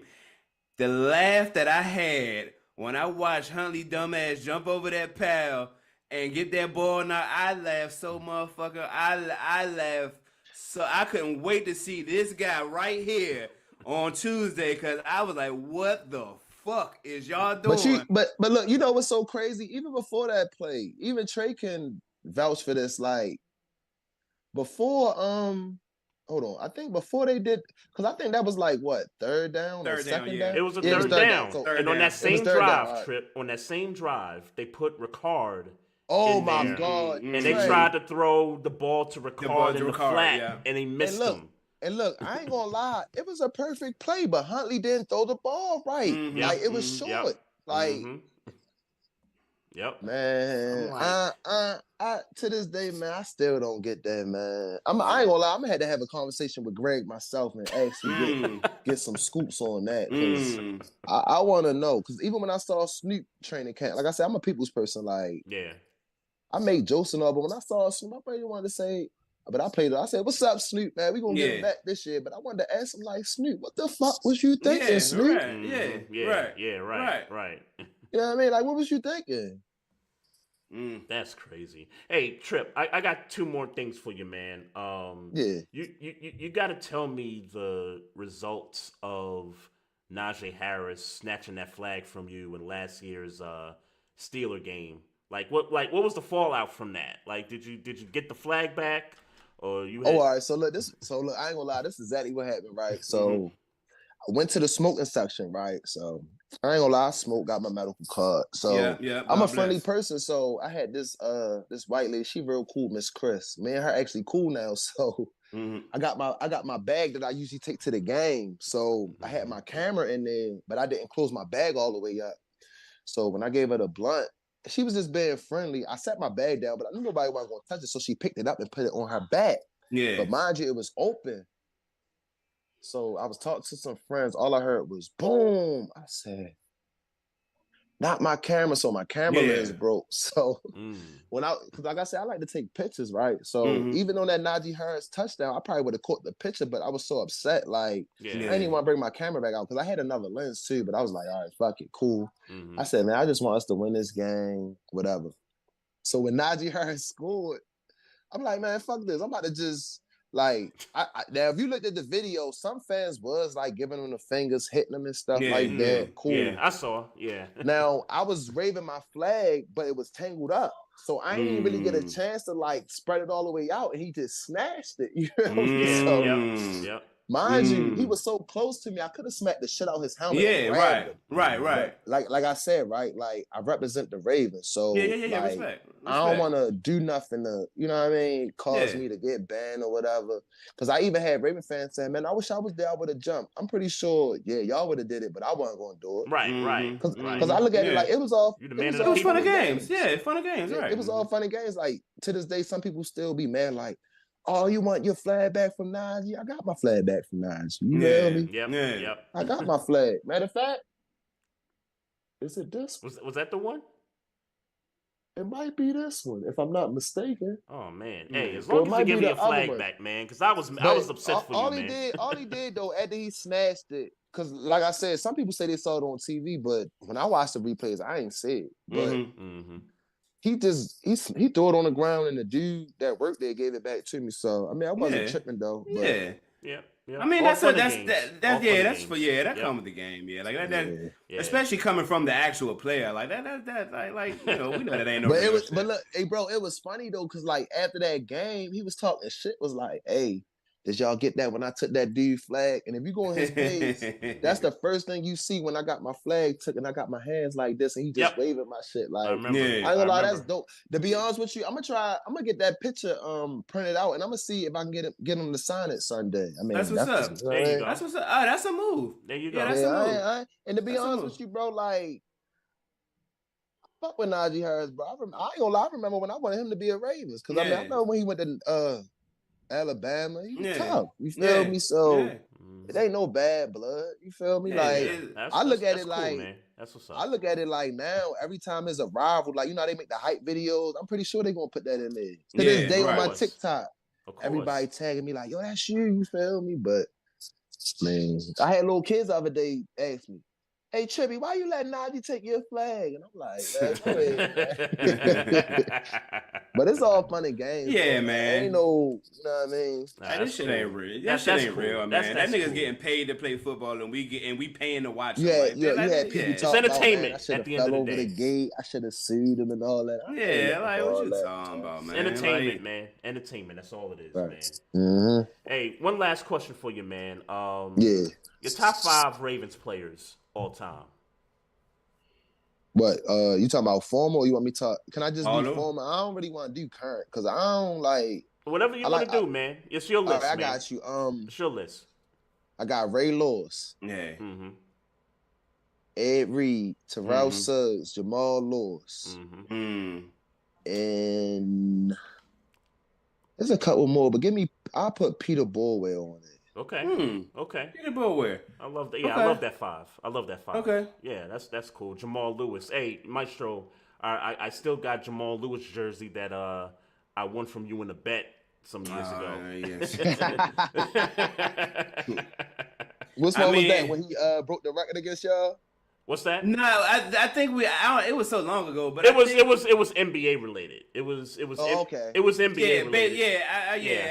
I get to run in my mouth, and before I had kids, I thought I had money that I really didn't have and shit. Yeah, so put it like this. Shit, yeah. Put it like this, Trippy. It was Detroit Pistons, Allen Iverson related, something to do with a playoff series. Some man, years ago. not the AI with the Piston days. Yeah, and I'm a Wizards fan, so to tell you, I really don't remember how the fuck I ended up having to spend that money for that jersey. Because it wasn't a cheap jersey. It wasn't. That shit was not a cheap jersey. Oh, you was trying to be a baller back then, man. Yeah. That's what I said. I used to spend money I didn't really have. I ain't gonna lie, bro. Back in the day, them jerseys used to be high. Like, weren't they like 500? Like at one point. I think I might have paid I think I might have caught that jersey for $250. Yeah, because I remember like in the East Bay, but they used to have like the authentic, then they had like the real joints. The authentic probably was like $200 cheap, but the real joints was like $300. You know what I mean? Yeah. No joke. Man. I don't know. When I get my jersey, I like to get them signed, and I don't even wear them no more. Like I got my Lamar jersey signed his rookie year.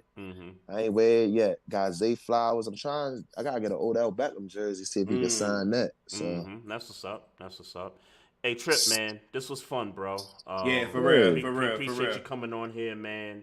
Appreciate you. Let everybody know. Before you let them go know, ahead, I want to go be very clear because I ain't getting my chance to say what I feel, and I'm gonna say what I feel. This my Super Bowl, and because it's my Super Bowl, I got Pittsburgh winning 30-24. Okay, I respect that, man. Brad Allen is officiating this game. I already know my man Condon paid Brad Allen to let some shit go our way. You know what I'm saying? Because we seen how last week went with Dallas and Detroit. So we with some things gonna go out, gonna match. You sure it ain't against y'all? You sure it ain't against y'all though? I know my squad went and paid that bag behind under the table to get him to act right. Him and his crew to act right. They already got the punishment. They ain't doing no playoff games. So they already got that punishment. Yeah, they ain't doing no playoff games. So this their last game of the season. Go ahead and make a little extra money. Let Steelers fans enjoy their Super Bowl at M&T, and then make it do what it do. And make it do what it do. Hey, I respect that, man. You know, I mean, y'all got better things to play for anyway. Yes. I mean, yeah, shit. Y'all can let us know. Care. Like, y'all don't have a reason to care. We got all the reasons to care. You know what I'm saying? Y'all could, look, I will say this. You right that it was a lot of drop passes. But we have historically played Lamar Jackson well. Facts. We have historically played Lamar Jackson well. Facts. So, hey, man, it will be what it will be. But this is my Super Bowl. We ain't going nowhere. So, sweeping the Baltimore Ravens is my consolation prize, and I intend to take it. Well, on that note, I want to say, right, although we got it wrapped up, I'm pretty sure the Ravens still got that week 4 in their mind. Mm-hmm. So if the Ravens can go out and beat y'all and knock y'all out the playoffs, that'd be like our wild card victory. You feel me? Although, you know what I mean? So I respect that. I respect that too. I respect that too. I'm gonna give you a score prediction, right? Ravens 38, Woo! Steelers 24. Okay, I like that. You got me thinking. That. You got me thinking 2019 season finale. RG3 go up in there. Oh, remember it was raining. I never forget that. Took the Steelers out that year. Yep. All right. Well, if y'all want to talk about history, I remember the Immaculate Reception where Antonio Brown stretched the thing across the end zone and got him up out of there on Christmas.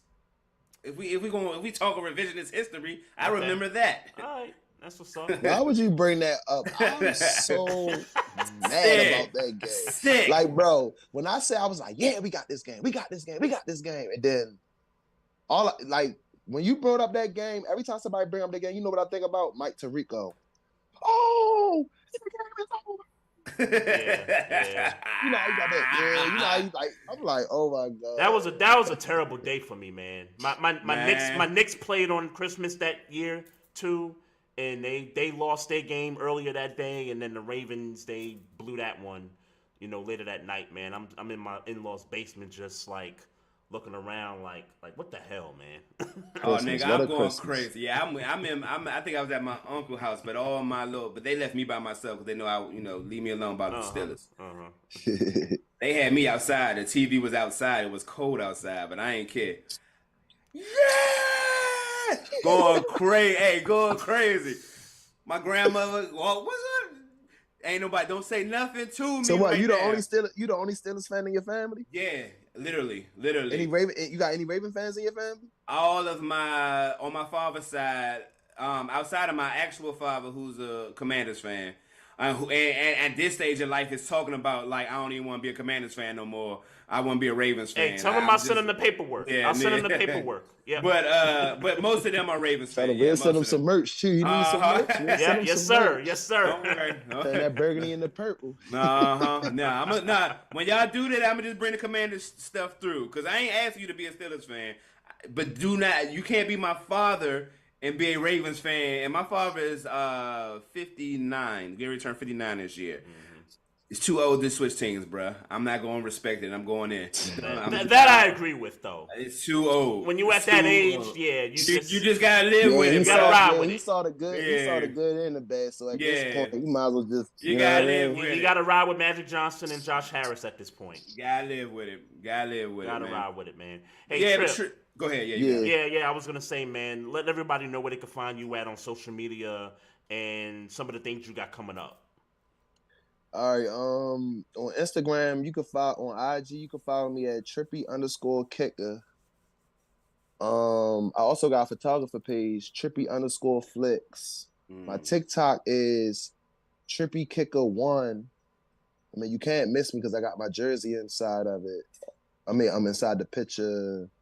My Twitter is Trippy_Kicker, and also me and my guys, Will, Jake, and Drew, we got a podcast, and Max, we got a podcast called Zone 32 Podcast. All right. So, y'all can check that out. Shout out to Zone 32. Yeah. Yep. Shout out, for and then, sure. What I got coming up, to be honest with you, I don't know what I got coming up. I'm like Lil Wayne, like I flow out the brain, so like whatever I come with. But I do got some content. I actually got some more videos and stuff I need to post on TikTok, but I be so tired and busy. I just be posting them here and there. But I got some more stuff cooking up. Y'all going to the game Saturday? Nah. I'm not. Yeah. I'm not. I'm not. I was in San Francisco for Niners Ravens on Christmas Day. Well, hey, I know you had a ball, right? Man, I was. Me and the wifey was having a blast, man. Watching the Niners fans leave the stadium after we went up by 3 scores. You know what, though? You know what, Trey? I think that's the best, though. Like, when you go to a away game. Yeah. And usually it be us leaving. Well, not me, because I ain't going to lie. I don't care if the Ravens lose at 30-0. I'm still going to stay till the clock hits 0. That's just me. Yep. You know what I mean? I remember last year, my homeboys, they left the Browns game when Huntley threw that interception, but they were, you know what I mean? They were so cocky before he hit the road. They was like, man, I like the Ravens so much. I'm going to throw 1,000 on the Ravens. Both of them did. They was sick. You feel me? Which I understood, but I told him, I'll meet you at the car. I don't care the Ravens. But I was we almost had the chance to come back. But, hey, you know how it is, though. But I got some stuff cooking up, man. You know, just follow the TikTok and all that. I'm going to just keep doing my thing. The people love it. So that's what I'm going to do. Something will come out of it. You know what I mean? Yes, sir. That's what's for up, sure, man. And when you get nominated next year, we gonna make sure. I'm gonna be real with you, bro. Look, I'm gonna be real with you, right? Like when they announced that at the M&T Stadium, I was kind of upset, but then again, I was like, fuck it. Yeah. But when people started like acting the Ravens like, oh, Trippy should have won, I'm like, damn. But if you look at it, even like Ravens staff was like, damn, Trippy, you should have won. But like, to be honest with you, to this day, I still don't know what's the criteria to win because everybody and their mother was voting for me. Like, you couldn't tell me I wasn't going to win. You get what I'm saying? But I mean, I might try next year, but I felt like I tried enough. So what more do I gotta do next year? I'm not a season ticket holder, so I'm not gonna. I am thinking about becoming a season ticket holder, but I don't want to do that just to try to win fan of the year. Right? That's trash. Because it should be the culture. If anything, you should do that and kind of turn it into like a business or something like that. Like if you don't want to go to a game, maybe somebody wants to go. Here, you can sell the tickets for such and such amount of money. Mm-hmm. That should be the reason to get it. Right. So I'll probably look into that though. Well, actually, the year I was gonna get some season tickets. I was gonna set up the payment plan, and I told the dude to call me back, but boom, that's when COVID hit, and they ain't know. So I was saying to myself, like, is I'm gonna spend this money or should I just say forget it? Yeah. I go to StubHub, I might find a ticket for $200 with taxes or $225 with taxes included. Yeah. You might find that same ticket on Ticketmaster, the same price, but what the fee's gonna be an extra $100. You get what I'm saying? More. Yeah, I've noticed that. I noticed that. So, like between Ticketmaster, SeatGeek, Vivid Seats, and the other one, they like all their fees are so different. You gotta really scope out them every Ticketmasters, boy. With them Ticketmasters, if you think about it, you could buy another ticket if you add an extra $50. Right. So that's what it is, though. Hey, man, we appreciate you, bro. We appreciate everything, man. Hey, I appreciate y'all, man, for having me on, man.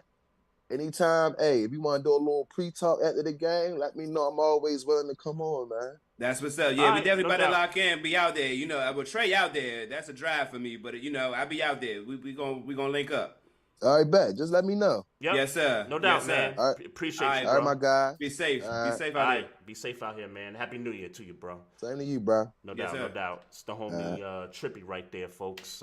Raven Superfan.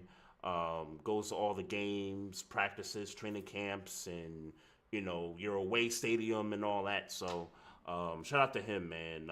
He's definitely popular in this town from being on TV and just kind of being noticeable everywhere in the city. So And legit, I was saying I was gonna try squeeze the comment in while he was on there. yeah, Like there's no reason why he shouldn't be, with the like you get legendary fans and like I always forget the dude name and the Commanders dude that got beat up in Philly, but like that dude, Chief Z. I want to say that's his name, but Okay. I always mess his name up. But yeah, Yep.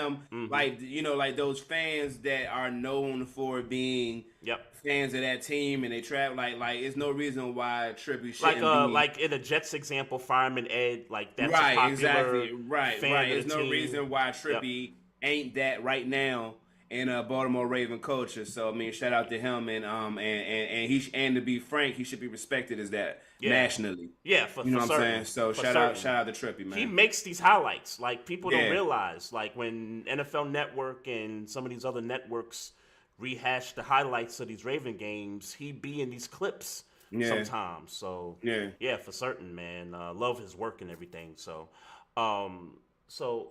I just got one thing, man. I just gotta get this off real quick. Pause. The Knicks made a trade on Saturday.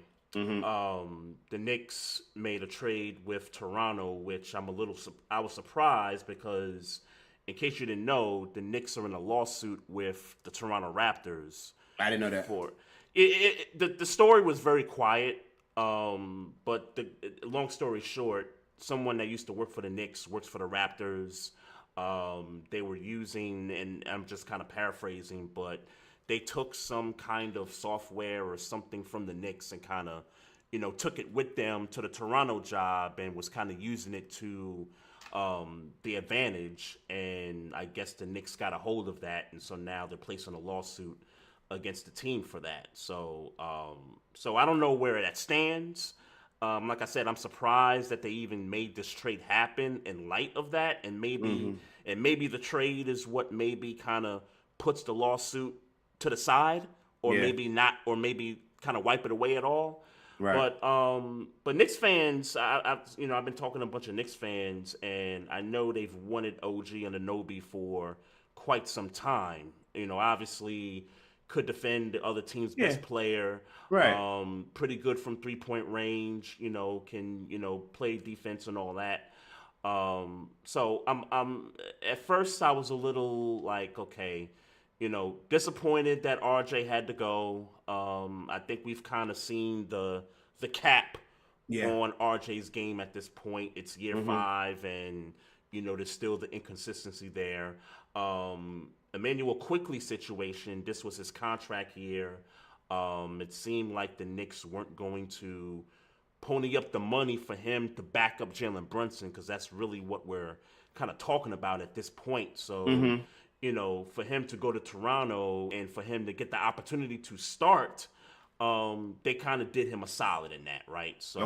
So we gave up, in addition to IQ and Barrett, 2 second-rounders, and we got back some picks. No, we got back players. In addition to OG, we got Ichua. I think that's how you pronounce the dude's name, but he was coming off the bench. Okay. Yeah, a lot of them Toronto players, you just kind of like, who? Yeah, like, right. You know what I mean? But we got 2 more players in addition to OG, and they beat the T-Wolves last night, which the T-Wolves are the best, got the best team record in the West right now. So in the beginning, it kind of looked like, okay, what are y'all doing? Because now we don't have somebody off the bench that could kind of give you instant offense the way IQ did. And I kind of saw it in the box score. in the Timberwolves game last night, like they kind of basically went 7. They went 7 guys, 5 starters and 2 guys off the bench, basically. But I see the difference in now we can kind of reset our defense now, because over the last, I'd say, 2 weeks, 3 weeks, our defense been bad, bruh. Like, we've been giving up 120, 130 points a game in some of these games. It's been crazy. So, from a defensive standpoint, I like the addition. I do think something bigger is coming down the pike. We still got the first-round picks. Yeah. Donovan Mitchell, we're keeping an eye on that situation because I think he's told the Cavs that he's not going to re-sign with them. So the Cavs are kind of put in a situation where they're going to have to trade him someplace instead of, losing him for nothing. Right. So you got that. There's the Dejounte Murray rumor. I honestly don't feel like I want him all that much. Not as much as Donovan Mitchell anyway. Yeah. And Well, here's a question. As far as Donovan Mitchell. Yeah. Y'all gonna move him to the 2? Because I know he played a lot of point guard in Cleveland. Yeah, and some of that had to do with Garland's injury. I thought Garland was, out for some games to start the year. So I think but Donovan Mitchell has. I get he's a scoring point guard, but he's always naturally been a point guard. Yeah, no, I get that. I get that part. But yeah, you're. But it's clear he's going to be the 2. He's going to be the 2. He's going to have to be the 2 because I think Brunson can play the facilitator better than Donovan Mitchell can. Yeah. So that'll definitely be it for certain. I mean, you'll have OG playing the 3, you'll have Julius at the 4, and then if Mitch comes back, healthy, he'll be the 5, and we'll see how that happens. He's out for the year. Yeah. So we'll see what happens there. But all in all, I kind of see where this is headed. I know some fans didn't like losing IQ, but I sense that there's a bigger move coming after this one, whether it be before the February deadline or whether it's in the offseason. Yeah, that's what's up. Well, I mean, the Wizards are still some trash, and that's just what that is. Yeah, and they're in town. The Knicks are in town this Saturday, I thought about going, bro, but I'll be honest with you, man. I can't fade it right now, bro. We just been through. I mean, like I said, we just came from California, and and then the Ravens game, which was supposed to be Sunday, they moved it to Saturday. It is Saturday. So I'm just like I'm not going anywhere. I can stomach missing a Knicks Wizards regular season game in January. Yeah, especially because the Wizards are trash right now. Like Yeah. I mean, at least for me, like they trash. Like I would love to, like if we was to actually even irregardless of the records, if the Wizards were just playing, basketball, but have good basketball, would just be, they're losing games. Yeah, they're not even playing good basketball, so it's just like, all right. Yeah, I hear you, man. Let's do some picks, man. Week 18. Yep, let's do it, man. So Saturday, Ravens Steelers. I know you trying to, get in the playoffs there. We got nothing to play for, so it's probably what it's going to be, man. We probably going to put the starters out there for a quarter, a half, and that's going to be it, man. Let us win our Super Bowl. Thank you, man. Yeah, whatever, so, man. I'll ask you because Trippy made a good point, and I don't see where you're going with it. Yeah. Do you think because of our division rivalry they'll play to keep us out just because we're in the division? I think, but generally speaking, yes.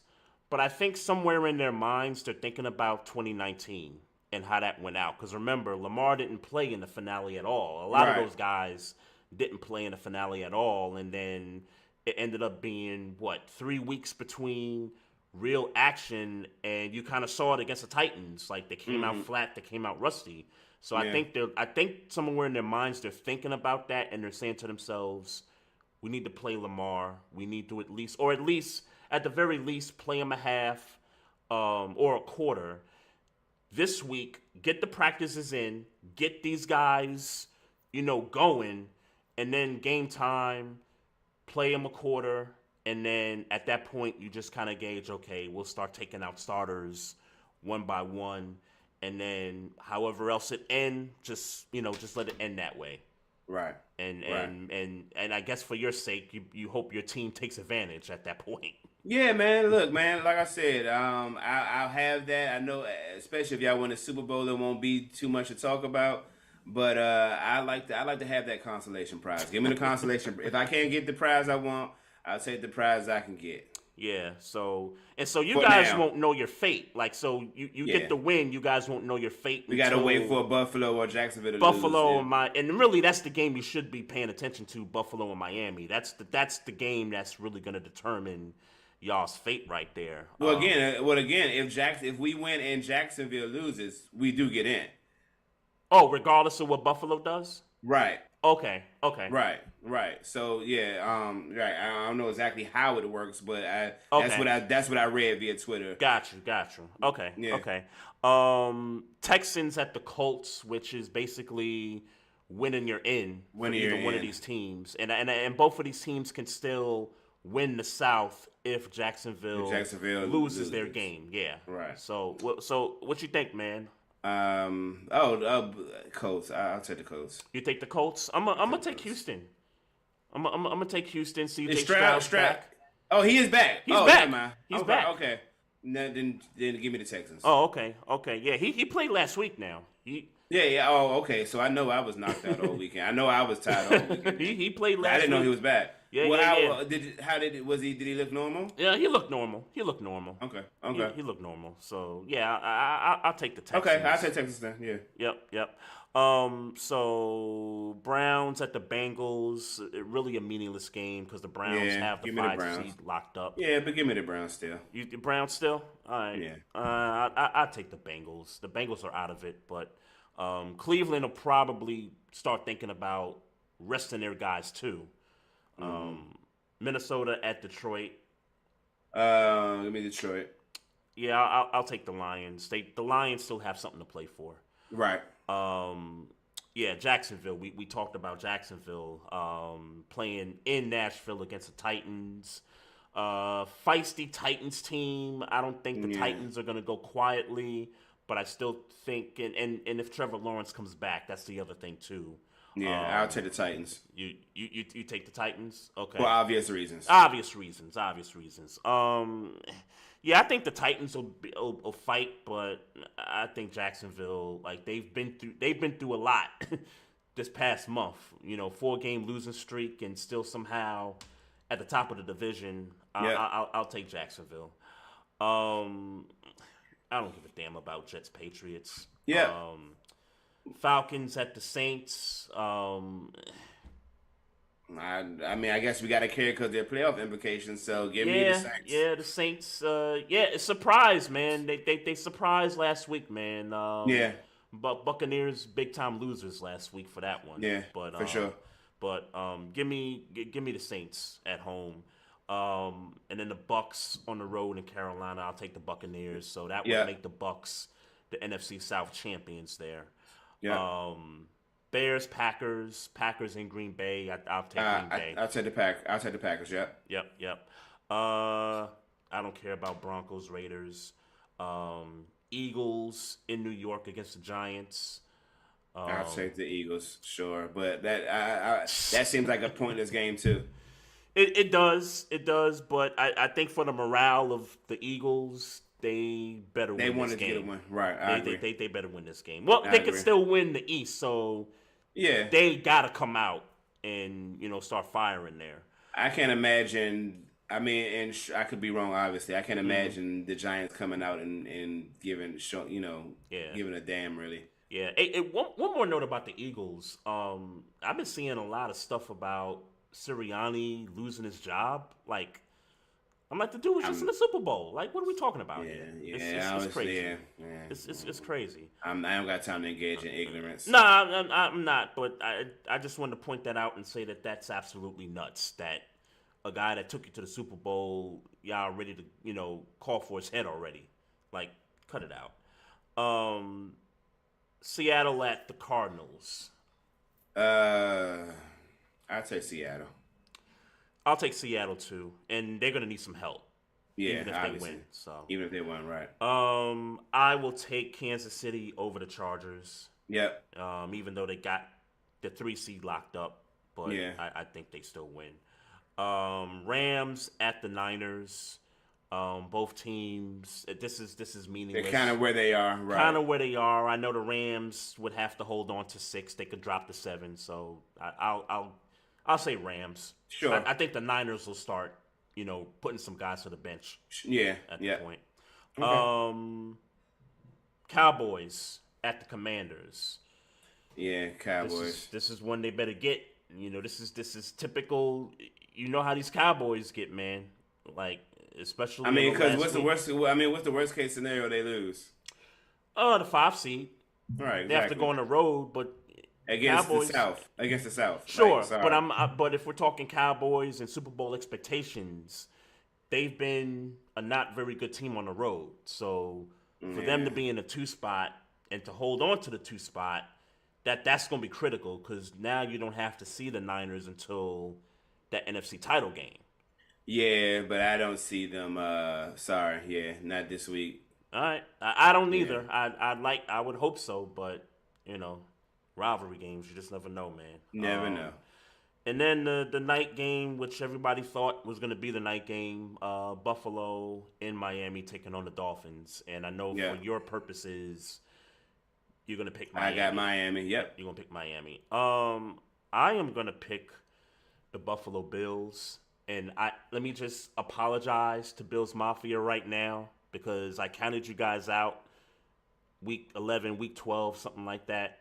I'm sorry, y'all. I'm sorry. Y'all did y'all thing. Y'all racked off the wins. Y'all got the important dubs along the way. Right. Miami is banged up right now. No Bradley Chubb. I don't know Waddle's status at this point. Tyreek even kind of, dinged himself up a little bit. Mm-hmm. The Bills got him right where they want him, man.